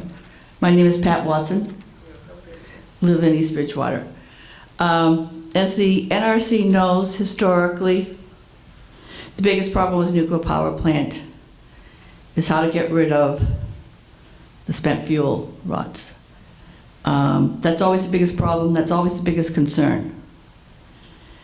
And as this is actually the first time I've come or commented on a public hearing, because I'm just getting aware of this recently, and that to say in your slides that you have a operating nuclear power plant and now it's decommissioned, so it's different, it's separate, and the EPA rules change. How could the EPA rules change when historically, and admitted by the NRC, when the fuel rods, the worst part and the hardest problem of the whole nuclear power plant is how do you get rid of that? That's the worst, most difficult. All of a sudden now the EPA doesn't necessarily need to apply the way it did under an operating. That makes no sense whatsoever. There's just so many holes in the process going from an operating to a decommissioning. And I think that basically, and then to say, I guess it just lacks, there's holes in the whole process. It lacks common sense. Even if we don't, even all of us who are not here experts on how a nuclear power plant operates. And I think transparency would be better served if you just talked, I don't know, have the opportunity for people to understand the process and know that it just doesn't make common sense that the most dangerous part of a nuclear power plant, of the fuel rods, would even, the NRC would even think it would be okay to dump those in the ocean. That's all I have to say. Thank you very much. So next, and again, I would ask out of courtesy, I don't have any timer up here, that you try to keep your questions to about 4 minutes, including any follow-ups. And then if we have additional time, we'll go through again. I'm sorry, I'm remiss that I didn't say that earlier, but that's just based on the number of people who I think want to speak tonight. So no further delays. Next we will have Mary Lampert, please, Sarah. Okay. Mary, I've enabled your microphone, so you'll just need to unmute yourself. And you look like you're all set.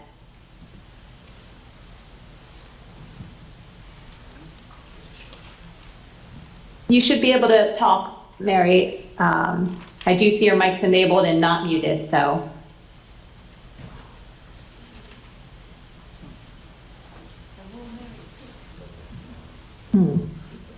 Okay. Nobody else is hearing Mary, correct? No, we aren't. So what I would suggest is, Mary, we will come back to you. Maybe use the phone that maybe you and Jim aren't in the same location, but we will come back to you as our next speaker. So let us go now to in the room. I think this is Mr. I don't know the first name, Danielson. It's with the Seafood Collaborative.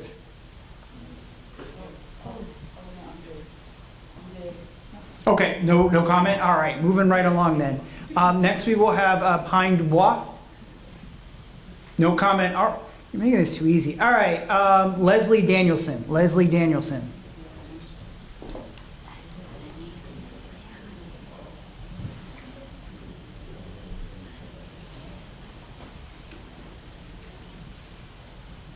Hello, everyone. Thank you for taking comments this evening.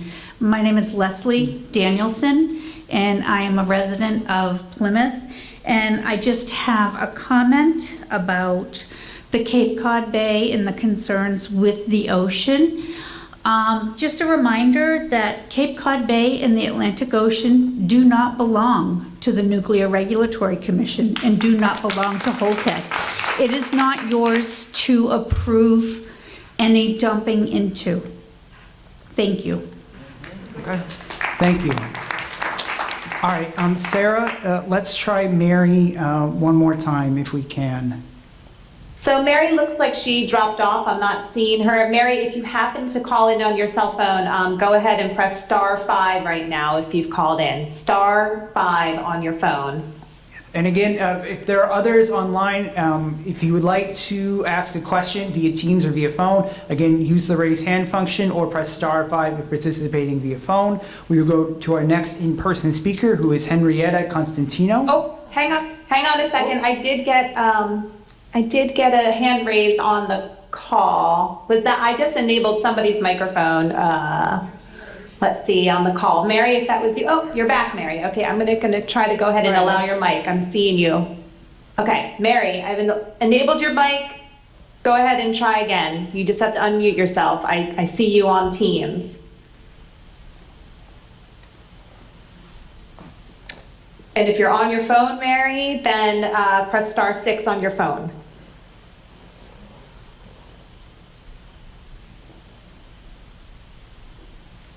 Am I on now? Yes, we can hear you, Mary. Yes. And I think okay. if you do have your phone muted, because we're hearing you on both ends now, a little echo.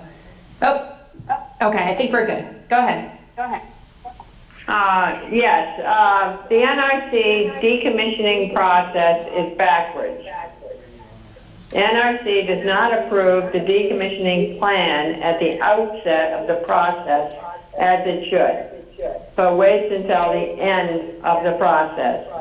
If NRC approved the decommissioning plan at the beginning, it would signify that the plan is a major federal action.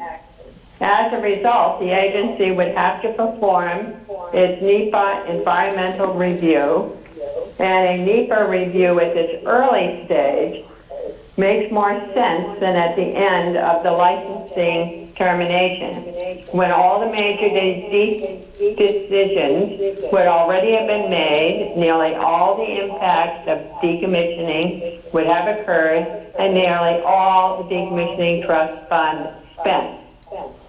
Absent a NEPA review, cost estimates will remain unreliable. Because the NRC approval of a decommissioning plan will be a licensing action, stakeholders will have the opportunity to request an adjudicatory hearing at that time, real public participation. Like the NEPA review, the opportunity for a hearing will be most beneficial at the beginning, not at the end. Politec's plan to discharge radioactive contaminated water into Cape Cod Bay provides a good example.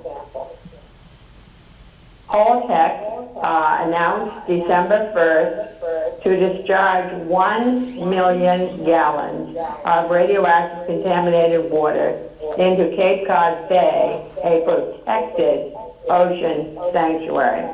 This proposal would not have been given serious consideration for 1 second had a NEPA review occurred at the beginning of the decommissioning process and if NRC approval of the plan was required so that stakeholders had a significant opportunity for an adjudicatory hearing.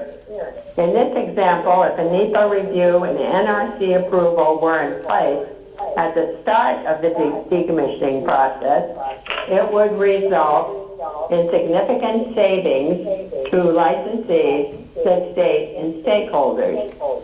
Absent those changes, if Pilgrim's licensee, Politec, decides to dump, there will be lawsuits that will delay decommissioning.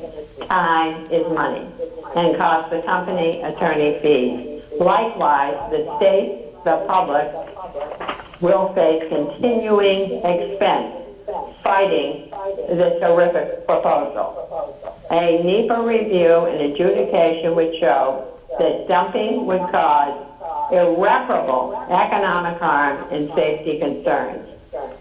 Facts would be placed on the table at the beginning that the bay is a semi-enclosed space and circulation will keep the contaminants in the bay long enough to do harm. The bay and marine life each year is increasingly being harmed by past Pilgrim releases, development, and invasive species. It does not need more from Pilgrim's decommissioning when there are alternatives to dumping. Not one more drop. That's what you would learn if you had the process not backwards as it is now, but properly placed. Thank you very much. I appreciate it. Thank you very much. Now again, we will turn to, I think we were on Henrietta Constantino. Thank you for giving me this opportunity, and I do appreciate the work that's gone into putting this together. But I would like to make a comment about the process itself. Somehow, and I don't mean to be insulting, but the way that these rules have been presented was very, very difficult to relate to. It sounded like bureaucratic gobbledygook. And I really wish that at some point when the NRC actually decides to invite serious public engagement, that the NRC would come open-minded, open-hearted, and without a lot of gobbledygook to read at us, but rather come and ask serious questions about what our concerns are. I also want to greatly appreciate the emissaries from our wonderful federal representatives who have really made the suggestions that we all appreciate, as has Mary Ann Jim Lampert. And I want to also appreciate what Leslie said about the commons. This is a way overlooked point which is so utterly fundamental. The ocean does not belong to the NRC. It just doesn't. This is our treasure, our commons, and there is a sovereignty issue here. This should be under the aegis of the Commonwealth of Massachusetts, and in fact it is. And indeed, when Holtec signed the settlement agreement with the Commonwealth through the negotiations with Seth Schofield and the AGO, it did agree to abide by the regulations of the Commonwealth that have an impact on our health, our environment, and our economic well-being. I do not understand why the conversation keeps getting kicked back to the NIPDs, the water discharge permit, which should not need to be invoked because Holtec has already agreed to the settlement. Now, just one question. You have heard very loud and clear that the urgent concern right now is with the Holtec's proposition to discharge radioactive water into our bay, something that is simply beyond the pale. I would like to know if there's anything in these regulations, which I really would have to go back and spend days reading to be able to digest. I'd like to know if there's anything in the new regulation that would address a problem like this, that would have if the new regulations were now in effect, would any of that have affected Holtec's plan to dump? Another question is, we now have 63 dry casks sitting a football field away from a public road.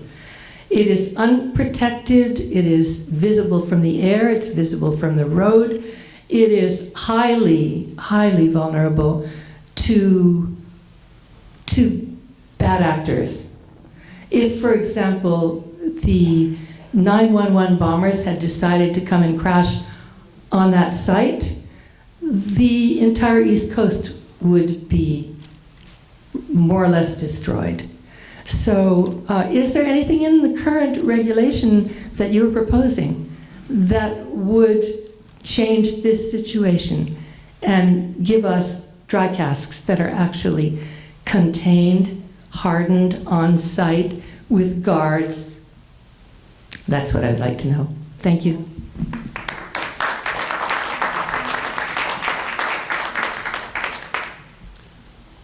Okay, so I heard two questions that you were asking about if there was anything that in their proposed rule that would affect the situation where Holtec was proposing to discharge amount of 1 million gallons to the bay. The answer is no, that we're not changing anything about discharges of contamination to the environment. We're not changing the standards. That's not part of the proposed rule.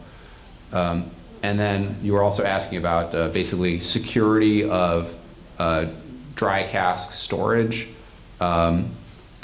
Don't think we have a security official with us today about this, but there is I think the answer is no, about as far as so you were saying like a terrorist attack of a spent fuel storage facility. We're not making changes related to that in this proposed rule. It's focused on the transition to decommissioning and the changes that we talked about. So again, I'm going to jump in here. So as John Levinsky said at the hearing before the congressional delegation held, convened by Senator Markey, the purpose of this, why we're here tonight, is to help better inform you so you can write comments. If you believe that there should be changes that would prevent, or change to the way that discharges occur, that there have to be prior approvals, submit that comment to the NRC. If you believe there should be changes to how security works for dry cask storage, submit that to the NRC. So that's why we're here tonight. It's not that is not the final answer of what's in the rule. What we're here is soliciting your comments, or not tonight, but hoping that you will submit comments on what you believe should be in the rule. So thank you for those questions. We will now, Sarah, see if there's anyone else online who has their hand raised.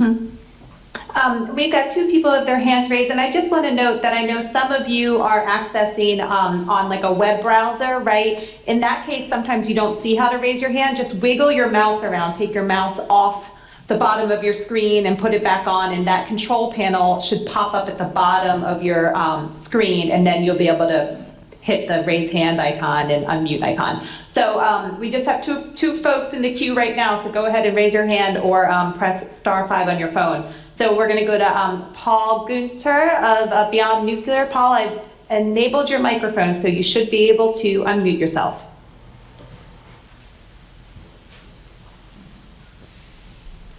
Can you hear me now? Yes. Thank you. Okay, yes, Paul Gunter. I'm with Beyond Nuclear. We're in Tacoma Park, Maryland, and we do plan to submit comments. Thank you very much for the extension. The point of this meeting tonight is to get some clarification on the proposed rule. And at the top of my list is that the as it's being proposed right now, you're proposing both an environmental assessment for decommissioning and separately, but incredibly vaguely, describe that you're going to undertake a generic environmental impact statement, but without explanation. It's my understanding that a GEIS is, these are basically categorical exemptions from environmental assessment. And so if you could give some background, please, on how you are proposing to segregate GEIS from the environmental assessment, and why you're going to handle that, how you're going to handle it, and why you're choosing to do it in the manner that you are. Thank you. Okay, I'm going to ask if an NRC staff member on the line, Stacy Imboden, is environmental subject matter expert. Stacy, would you be able to unmute and talk about what Paul just discussed? Yes, hi, Stacy Imboden, NRC. I think the environmental assessment you're referring to was the one mentioned earlier in the slides, and that environmental assessment was for this rulemaking activity. So it just covers the environmental impacts of the rulemaking itself. The generic environmental impact statement is, for decommissioning, is going to be updated as part of this rulemaking, and that's on a separate path.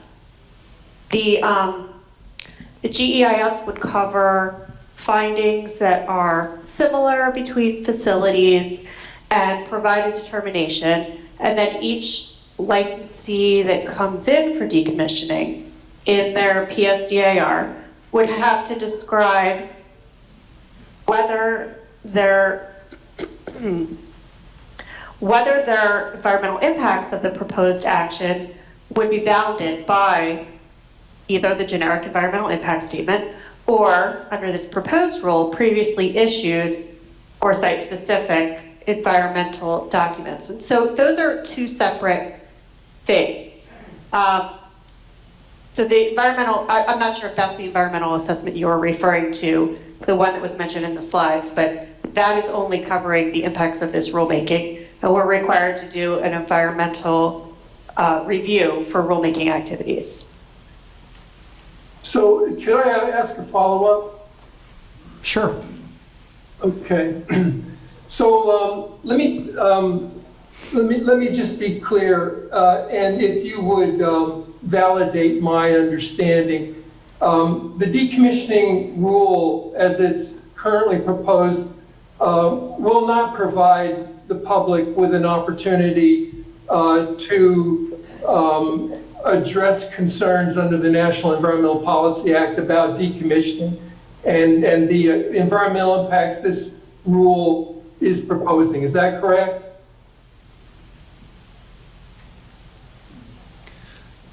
We have to comply with NEPA for all the actions. So I'm sorry, so for this rulemaking activity, we're looking at all the actions that we're proposing in here, all of these changes. So if you think that something we're proposing has an environmental impact that we have not appropriately identified, then please provide that to us as a comment. So that's, hopefully that makes sense. But for example, go ahead. I guess I understand that you're saying that you're providing the public with comment, but in fact, you're not providing the public with standing in any of these decommissioning proceedings.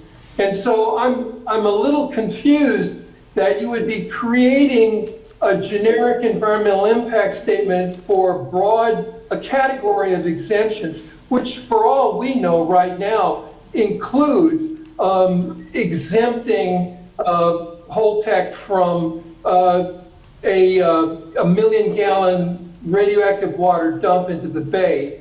That certainly would be one concern for a broad set of undefined generic categorical exemptions, when in fact the public is not being provided an opportunity to a hearing under the NEPA process.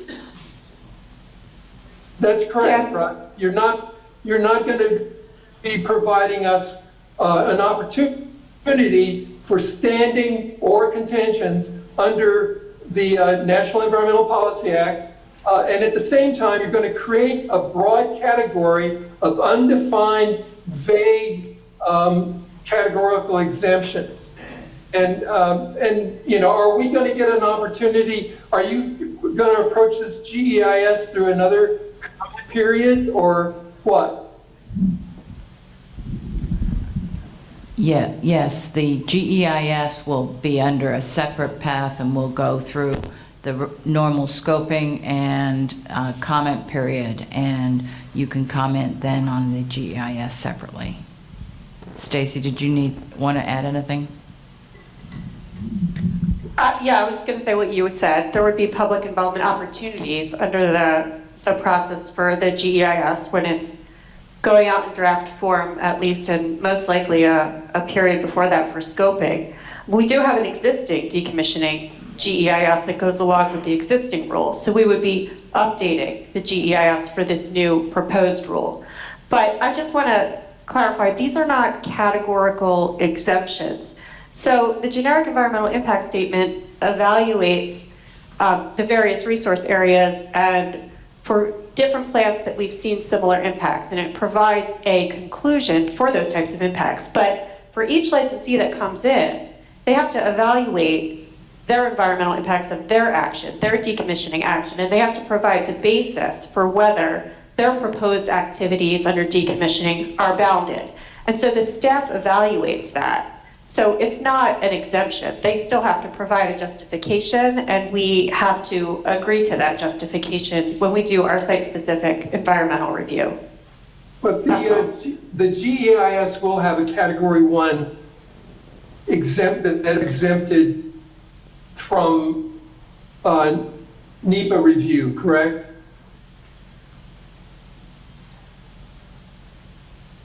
I think you're referring to where issues where we have a generic conclusion. So a licensee would need to look at what those assumptions were and verify whether or not that applies in their situation. If it does, then they would be able to adopt that generic conclusion. I think that's what you're referring to. It's not an exemption, but I think I understand what you're saying. So if they did, then they would be able to adopt the conclusion. All right. Okay, so you call the generic, these are in fact, what we've experienced are generic exclusions, generic exemptions that are broad categories that are shielded from a NEPA review. That's our concern. Thank you. Thank you very much for your questions and comments. So we're now going to move to our next speaker in the room, and that is Diane Churko with Cape Downwinders. Hi. Gee, it's Christmas early this year for the industry, isn't it? It's even before July. This is just a nice wish list for the industry. And I think you really need to go back to the drawing board and look at what's going on. That you talk about safe, the dry casks until they're in, the waste is in the dry casks, the life doesn't end there. As you know, the radionuclides are still dangerous for tens of thousands of years, but emergency planning is now right at the fence around the pad in Plymouth. And there are 62 casks there, each holding 68 assemblies that are dangerous forever. And you think it's okay to have safety right to the fence. So I don't have much faith in what your proposals are at all. But I just wanted to say, I'm exhausted, sorry. I just wanted to say that there is a mechanism to stop the radioactive dumping in the bay. It's your own regulations, CFR 20.3110F.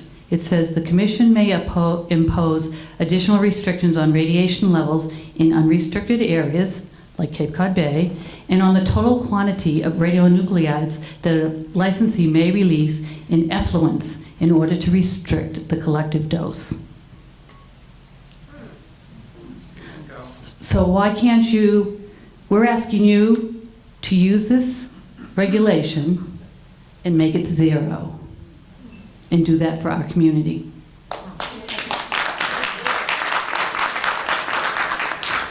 I'll say it again. It's CFR 20.1310F. The Commission may impose additional restrictions on radiation levels in unrestricted areas like Cape Cod Bay and on the total quantity of radionuclides that a licensee may release in effluents in order to restrict the collective dose.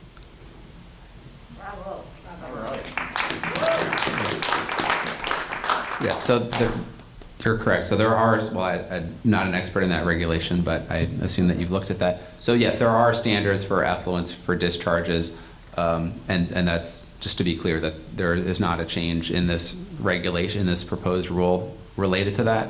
But as Brett mentioned, if you think that there should be, or that you could certainly provide that as a comment. I know your interest is in the facility that's right here. We do have someone on the line. Oh, I'm sorry, but we'd like this to be implemented here. That's what I'm asking. It's already a rule. We're not asking for a change or an addition. We just like to have this rule that is already in the books to be implemented. Okay, let me ask Bruce Watson, are you on the line? Would you be able to discuss, there's a request for taking action immediately for this facility that's right here, is the question. Yes, thank you. And I wish I was there in Plymouth with you all so I could have some fresh seafood from Cape Cod Bay. But in implementing this rule that's already in the regulations, we'd have to have a firm safety basis for doing that. And we just, at this point, do not have one. The licensee and the regulations that we have in presently in the license are adequate to protect the safety of the health public health and safety. And so we have no reason to implement that particular part of the regulation. If there was a safety reason for it, then we could do that. But to date, there is none. Thank you. Yeah, I think Senator Markey, Senator Warren, Representative Keating, all of our elected officials have said, don't dump in the bay. I think the community has said that clearly and strongly. We've said that it will destroy the economy of the area and the environment, the health and safety, thank you, the health and safety of our community. And so we're saying that. You're here, you have a public meeting today and you want to hear about the public and you want to hear what we want to say and how we want to take care of our communities. And that's what we're doing. So we're asking you to implement that regulation for us. Like I said, we do not have a firm safety basis for implementing that part of the regulation. And we have to be a reasonable regulator and look at all aspects, whether it's the community concerns, the actual safety issue with the release or potential release, and also the concerns with the established regulatory process that has been established by both the NRC and the EPA in setting those safe standards. So I appreciate your comment, and we'll take that into consideration as we move along with in evaluating this issue. So thank you very much. Okay, I just want to make one more comment, that the EPA maximum level, contaminant level goal for radionuclides in water is 0. Also, the National Academy of Sciences has determined there is no safe dose. So I think the science has already backed that. We want you to act. So public meeting, we're making a request. We are asking you and actually demanding you to follow through on your own regulations. Why change something if you don't follow what you've got now? Thank you. Sarah, we'll go to our next speaker online, please. Yep. Next up, we have Larry Camper. Larry, your microphone is unmuted. Thank you very much, and I appreciate the NRC staff's work tonight and the opportunity to hear the public comments. Thank you for that. I have 2 questions. One is that in the commission SRM for this rulemaking, the staff was directed to update the existing programmatic environmental impact statement, New Reg 0586. What is the plan and timing for doing that? You mentioned earlier that's separate from the rulemaking. I would like to know what are your plans and schedule for doing that. My second question deals with slide 18 of the presentation, addressing financial assurance. I note that the staff is asking for more comments on the financial assurance question, but in reading the description on page 12302 of the FRN dealing with this financial assurance question, there is no mention of the NRC Financial Assurance Working Group that conducted an analysis and completed its report in May of 2020. In that report, the working group found no gaps or policy issues warranting a change in the process, but the working group did make 7 recommendations. And my question to the staff is, why was a reference to and the findings from that working group not mentioned within the FRN addressing the question of additional comment on financial assurance? Thank you. Okay, there were 2 questions there. The first one about the status, the plan forward for this update of the generic environmental impact statement. Trish, did you want to talk about that, or Stacy? I'm not sure if we have information that we could provide at this time. Well, we were always going to do the update to the generic impact statement on decommissioning after the rulemaking. So we have an existing generic impact statement on decommissioning. So we're going to continue using that until we update the guys for decommissioning. And on the second issue, the Red Fog, the Reactor Decommissioning Financial Assurance Working Group report, we're making changes to the guidance on financial assurance as part of that update. So we are addressing it, and I'll have to take a look at the Federal Register notice and see if we should identify that as one of the possibilities. Used to hear me? Yes. Yes, thank you for that, Dr. Holly. And I failed to introduce myself. I'm sorry. I apologize to the audience. I'm Larry Camper. I'm retired NRC independent consultant. I do think that clarification to that item on page 12302, addressing financial assurance, with regards to the findings of that financial assurance working group, would help to better inform the public as to some other work that's already been done around this question. And I do recognize that there is an existing programmatic environmental impact statement for the decommissioning nuclear power plant set forth in new Reg 0586, and the staff has been requested by Commission to update it. So thank you, Dr. Hollihan, for your comments. Thank you very much. We will now move on to our next in-room speaker, and that is Elaine. Sorry, I'm not sure. I don't want to butcher your last name. I don't know if I can read it. Dickinson. All right, sorry. With Cape Town Windows, please. Elaine Dickinson, Harwich, Cape Town Windows.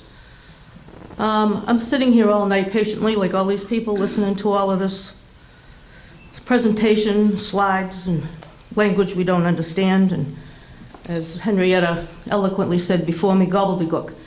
But I'm also staring at your logo in the corner of the screen there. USNRC, United States Nuclear Regulatory Commission. Everybody with me. Protecting people and the environment. Is that BS, or do you people really follow that?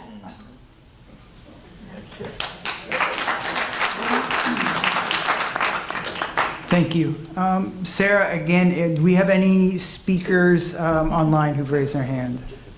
We have no speakers at the moment who have a hand raised, so please go ahead and hit that raise hand icon. Like I said, if you don't see it on your screen, just wiggle your mouse around and off of the Teams screen, and that lower a menu should pop up where you should be able to see a hand icon. So go ahead and hit that at any point, at any time, and *5 if you're on your cell phone. Okay. We will then... But nobody right now. All right, thank you, Sarah. We'll now move on to our next in-person speaker then, which is Rosemary Shields.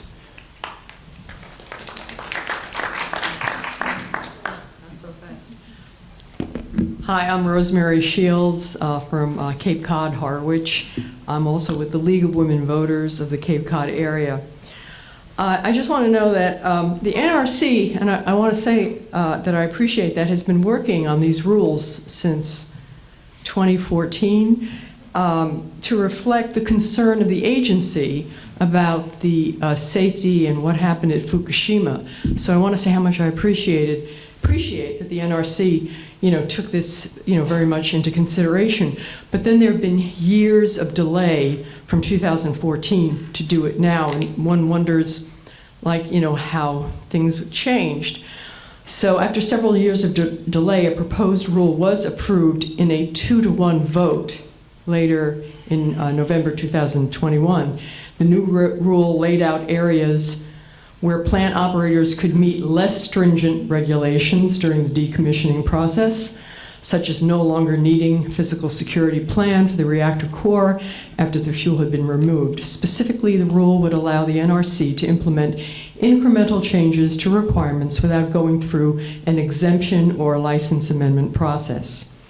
NRC Commissioner Jeffrey Barron, the lone dissenter, wrote on Twitter that the rule misses the mark and would hand too much power to licensees to make decommissioning decisions, tilting the regulation even more towards the interests of industry.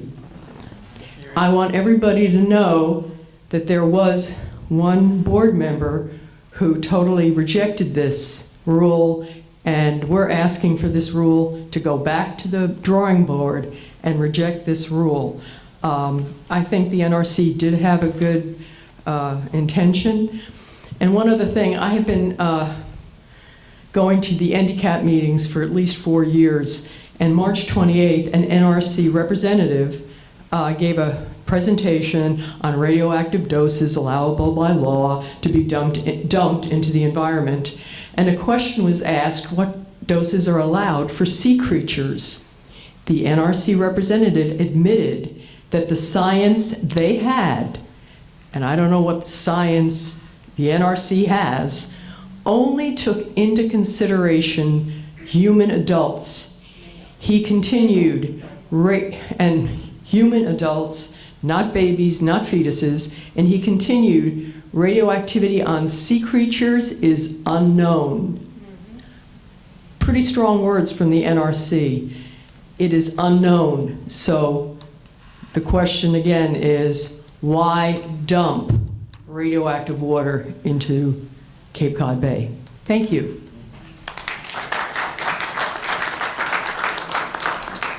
Thank you very much. We'll go to our next speaker, who I believe is Joanne Corrigan.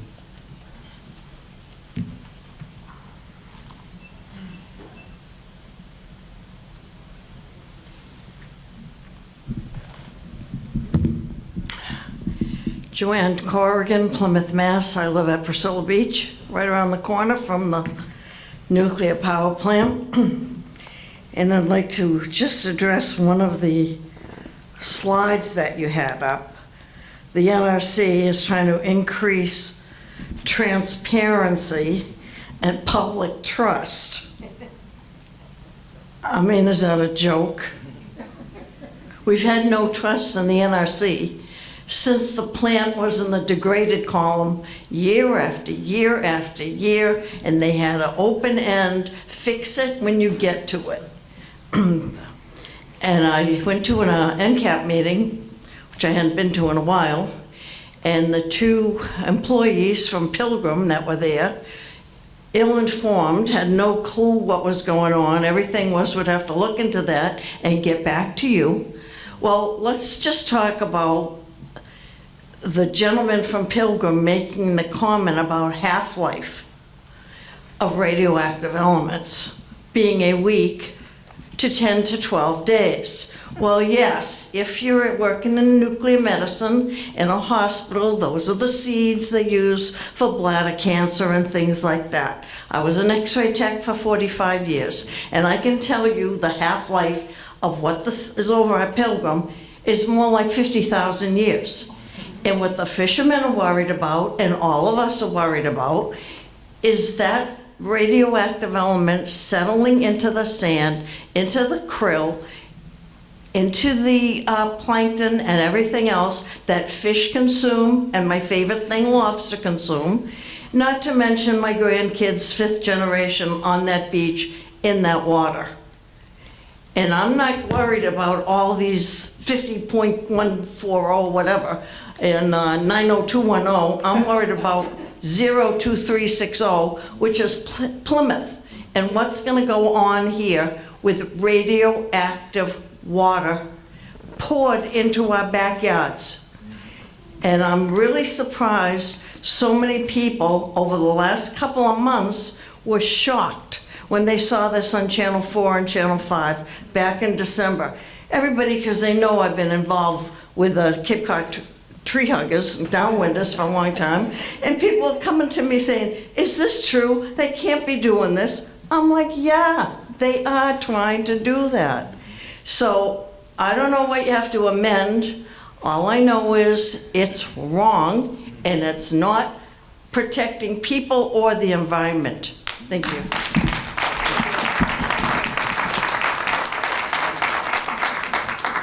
Thank you very much. We will now go to our next speaker, who is, I think it's Benjamin Cronin. Benjamin Cronin? He's here. He's coming.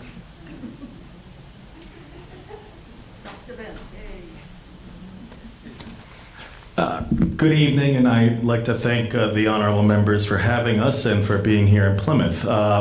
My name is Dr. Benjamin Cronin. I'm an historian of southeastern Massachusetts. I grew up in reside in Duxbury. That's the Cranberry side, not the Yacht Club side, for those of you who are local. I hold a PhD in history from the University of Michigan in Ann Arbor, and a BA with the highest honors in history and political science from Williams College. I've taught at the college level at both 2- and 4-year institutions, including in Plymouth. And I wrote my doctoral dissertation on the commons of early Plymouth County, particularly the powerful, enduring, and continuing effort by the several towns to preserve their common resources. But before I get into the history here, I do wish to echo both the Lamperts and Ms. Constantino and Ms. Danielson. This is a process that frankly strikes many of us as farcical, as the bureaucratic equivalent of when medieval scholastic philosophers would argue about how many angels can dance on the head of a pin. It's as though Attorney Schofield, it's rather as Attorney Schofield said at the Senate subcommittee hearing on Friday, an illusory process, the simulacrum of actual regulation.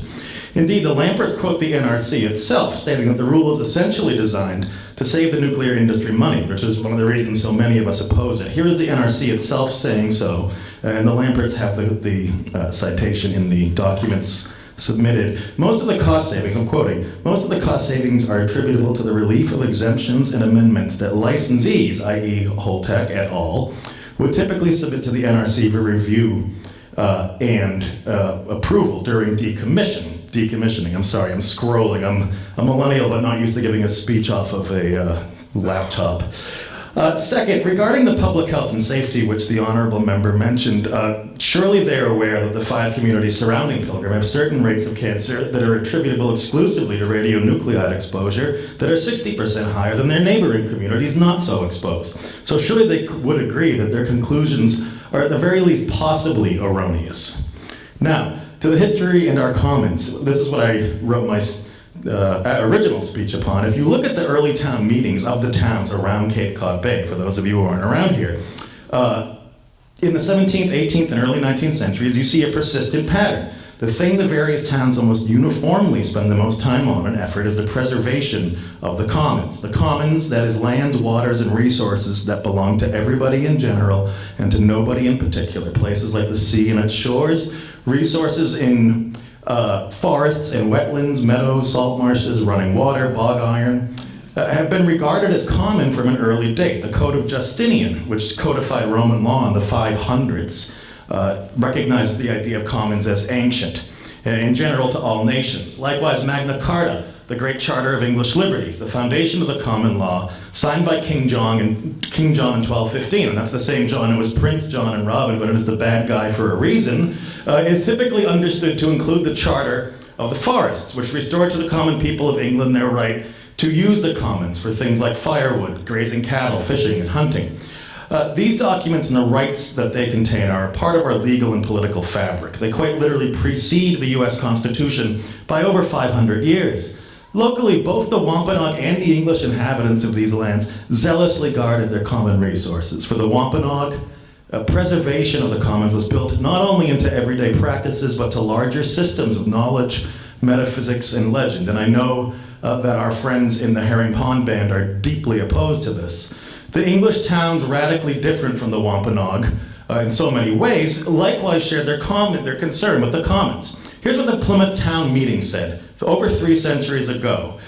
This is on the 15th of May, 1699. Whereas sundry of the inhabitants of the town of Plymouth, having taken in certain tracts of common land to the prejudice of sundry neighbors, whereupon the inhabitants of said town at a town meeting held at Plymouth on the 15th day of May, 1699, appointed agents for and trustees on the behalf of said town, to defend the said commons from particular intrusions, and in the town's behalf to warn any of said inhabitants that have made any enclosure of said town's commons to remove their fences of said commons. And basically they go on and say they'll tear them down if they don't.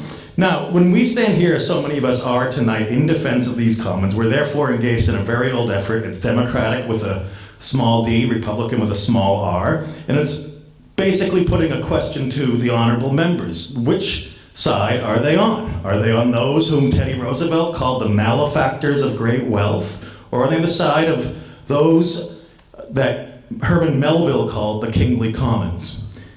With all those foregoing facts in mind, my question to the honorable members is this: will they change their rules to reflect the fact that we are supposed to live in a democracy rather than a corporate oligarchy? Thank you and good evening.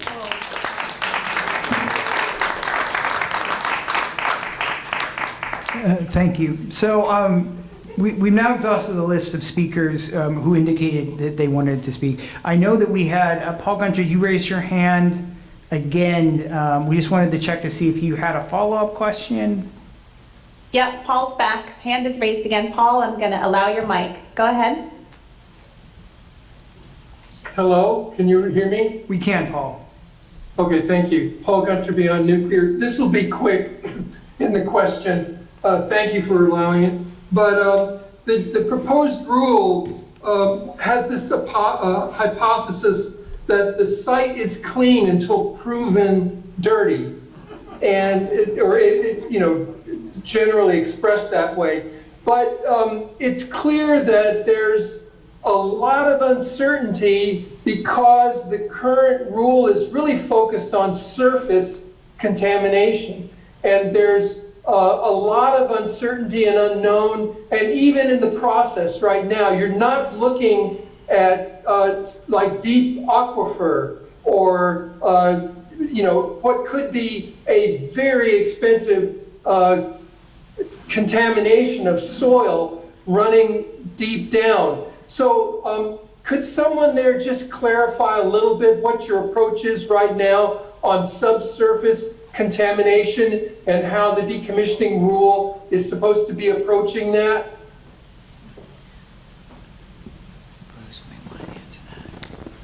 Bruce Watson, are you able to address this question? Yeah, I think I can. The rule as written that were reviewed tonight does not address your question. The NRC already has extensive guidance in place having to do with the environmental monitoring of the site. Right now, all power plants and all decommissioning sites are required to do what we call a site characterization study, and they sample both the surface, the subsurface, and of course the groundwater associated with the plant. And they do report, they do provide that report to the NRC because it serves as the basis for the license termination plan. By coincidence, on May 11th, which is day after tomorrow, the NRC is conducting additional reviews of our subsurface issues with soils and around the power plants and other facilities. And so we are conducting a public workshop on subsurface measurements. And this is our ongoing research and also our development of adding additional guidance to our president's guidance for doing that site characterization and for monitoring the environment in and around the power plants and other type complex material sites. So while the rule doesn't address that, we are addressing it in a different avenue. And we are having the subsurface workshop. It'll be the second one. We had one last year.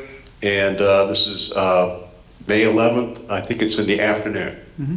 So I'm sure you'll find that on our meeting website also. Yeah, so thank you, Mr. Gunter. I'm actually facilitating that. It's from 12 to 5 on Wednesday. It's all virtual. The second annual subsurface conference. That is not its complete name, but that's how I think of it in my head. So yeah, it should be up on the public website. Our last speaker is going to be one whose name was on the list, but who wasn't ready yet to give a comment, and that's Christine Danielson.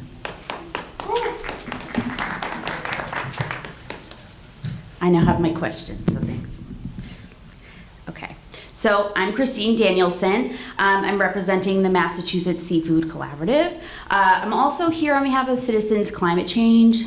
And also too, just for reference, I'm a former environmental studies student and a current political science student, so kind of in my wheelhouse right now. So my question to you, how do you plan on addressing the public health crisis that radioactive waste dumping is going to bring to the Commonwealth? Massachusetts may be the leading state in public health and medical advances. However, no community has the ability to mitigate the effects of radioactive exposure. Take it for my example. Back in the 70s, my family was directly affected by water contamination. Some may remember the civil action in Woburn, Massachusetts. Yeah, exactly. Well, if you look up that map, there's a big red dot right on my house. So My grandfather was one of the individuals to get non-Hodgkin's lymphoma from exposure. How do you plan on addressing someone like me and my family and tell me that contaminated water is safe? I bet you can't. I'd love to hear your thoughts. I'm going to also ask too, how many of the people from Politec and the NRC live in the Cape Cod Bay area that we've talked to? They don't. Does anybody with Politec or the NRC live in Cape Cod Bay area? So the question that is being asked by the audience, just so we capture it for the recording, is whether anyone from the NRC or Holtec live within the Cape Cod Bay area. When the residents, I can speak on behalf of Region 1, when the residents were there at Pilgrim, of course, we had the resident inspectors who lived there. I can't speak on behalf of Holtec. I don't know how many of them live within the area, and I would not want to speculate on that point. But I think you'd have a different aspect of this whole case if you did. I appreciate that. Thank you. I want to ask you another thing. If you would come, if this does get dumped, okay, I want to invite you to a Cape Cod clam bake, a lobster bake, oysters, codfish. We All don't right, need invite you to that New England clam bake the day of the dumping. Bring your families, your loved ones, and your grandchildren, and take a swim where they dump out the nuclear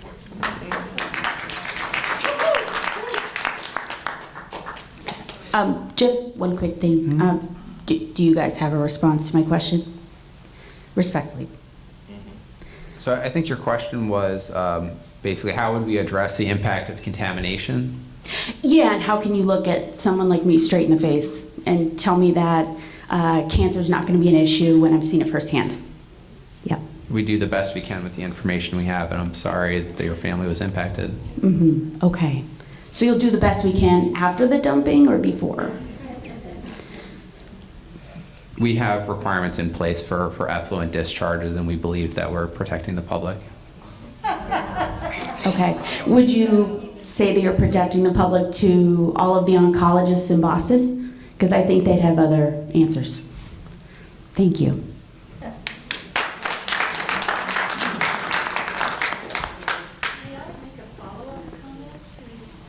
Sure. So I think this is gonna be it though, because we're already over and we have a limited amount of time with our police officers being here. So we're gonna go Mary Lampert on the phone, and then we'll go to you, and then, okay? So Mary, you had your hand raised, right?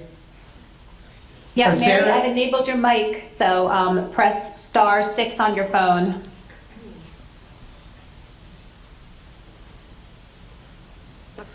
You actually have Jim Lampert, Mary sitting across from me. Okay. There's been a lot of references tonight. Can you hear me? Yes, we can. There have been a lot of references tonight to, quote, guidance, close quote. And I think what the people you are talking to need to realize is that guidance is not regulation. It does not require any licensee to do anything.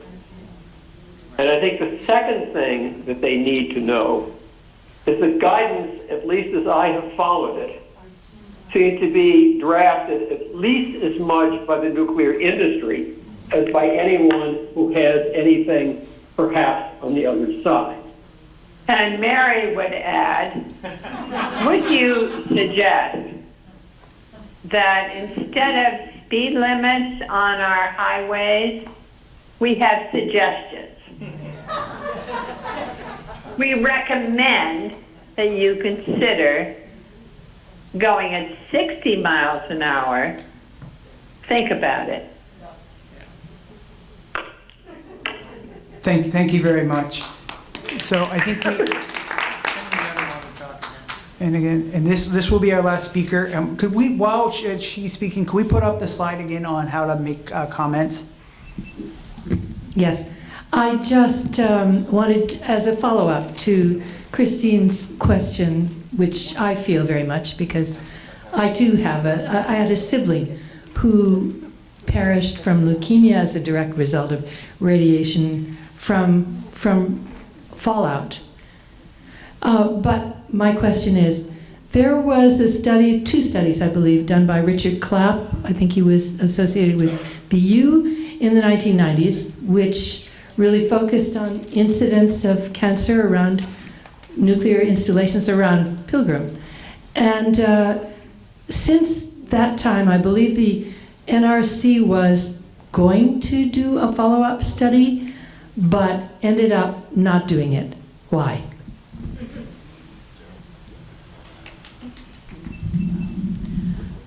I think the study you're referring to was we were going to have the national academies or I recall look at cancer incidents around the nuclear power plants, and we were going to go in with DOE and EPA, and we couldn't get the funding. Okay. So again, these are all things, you've heard many of your concerns tonight. Again, this is why I had you put this, slowly put this up again. These are how to submit your formal comments to the NRC. You have one of 3 ways of doing it. Again, don't do duplicate methods. Pick your favorite one and run with that one, all right? Thank you very much for, again, attending, taking time out of your night to participate in this process. I really appreciate it personally. And with that, I'm going to turn it over to Trish. Thank you. Yeah, thank you very much, all of you, for coming out and participating by phone. It's been very enlightening, and and thanks for providing your comments verbally. But I really hope you provide your comments in writing, and we'll take those into consideration when we finalize the rule, or we'll provide something to the commission. So thank you very much. All right, thank you very much. Again, the meeting feedback form is up on the screen. I would really appreciate it, particularly those who participated virtually, if you could give us your comments on how that went for you. We're still learning how to do virtual meetings. So thank you everyone again, and the meeting is now officially closed. Thank you. Have a good night.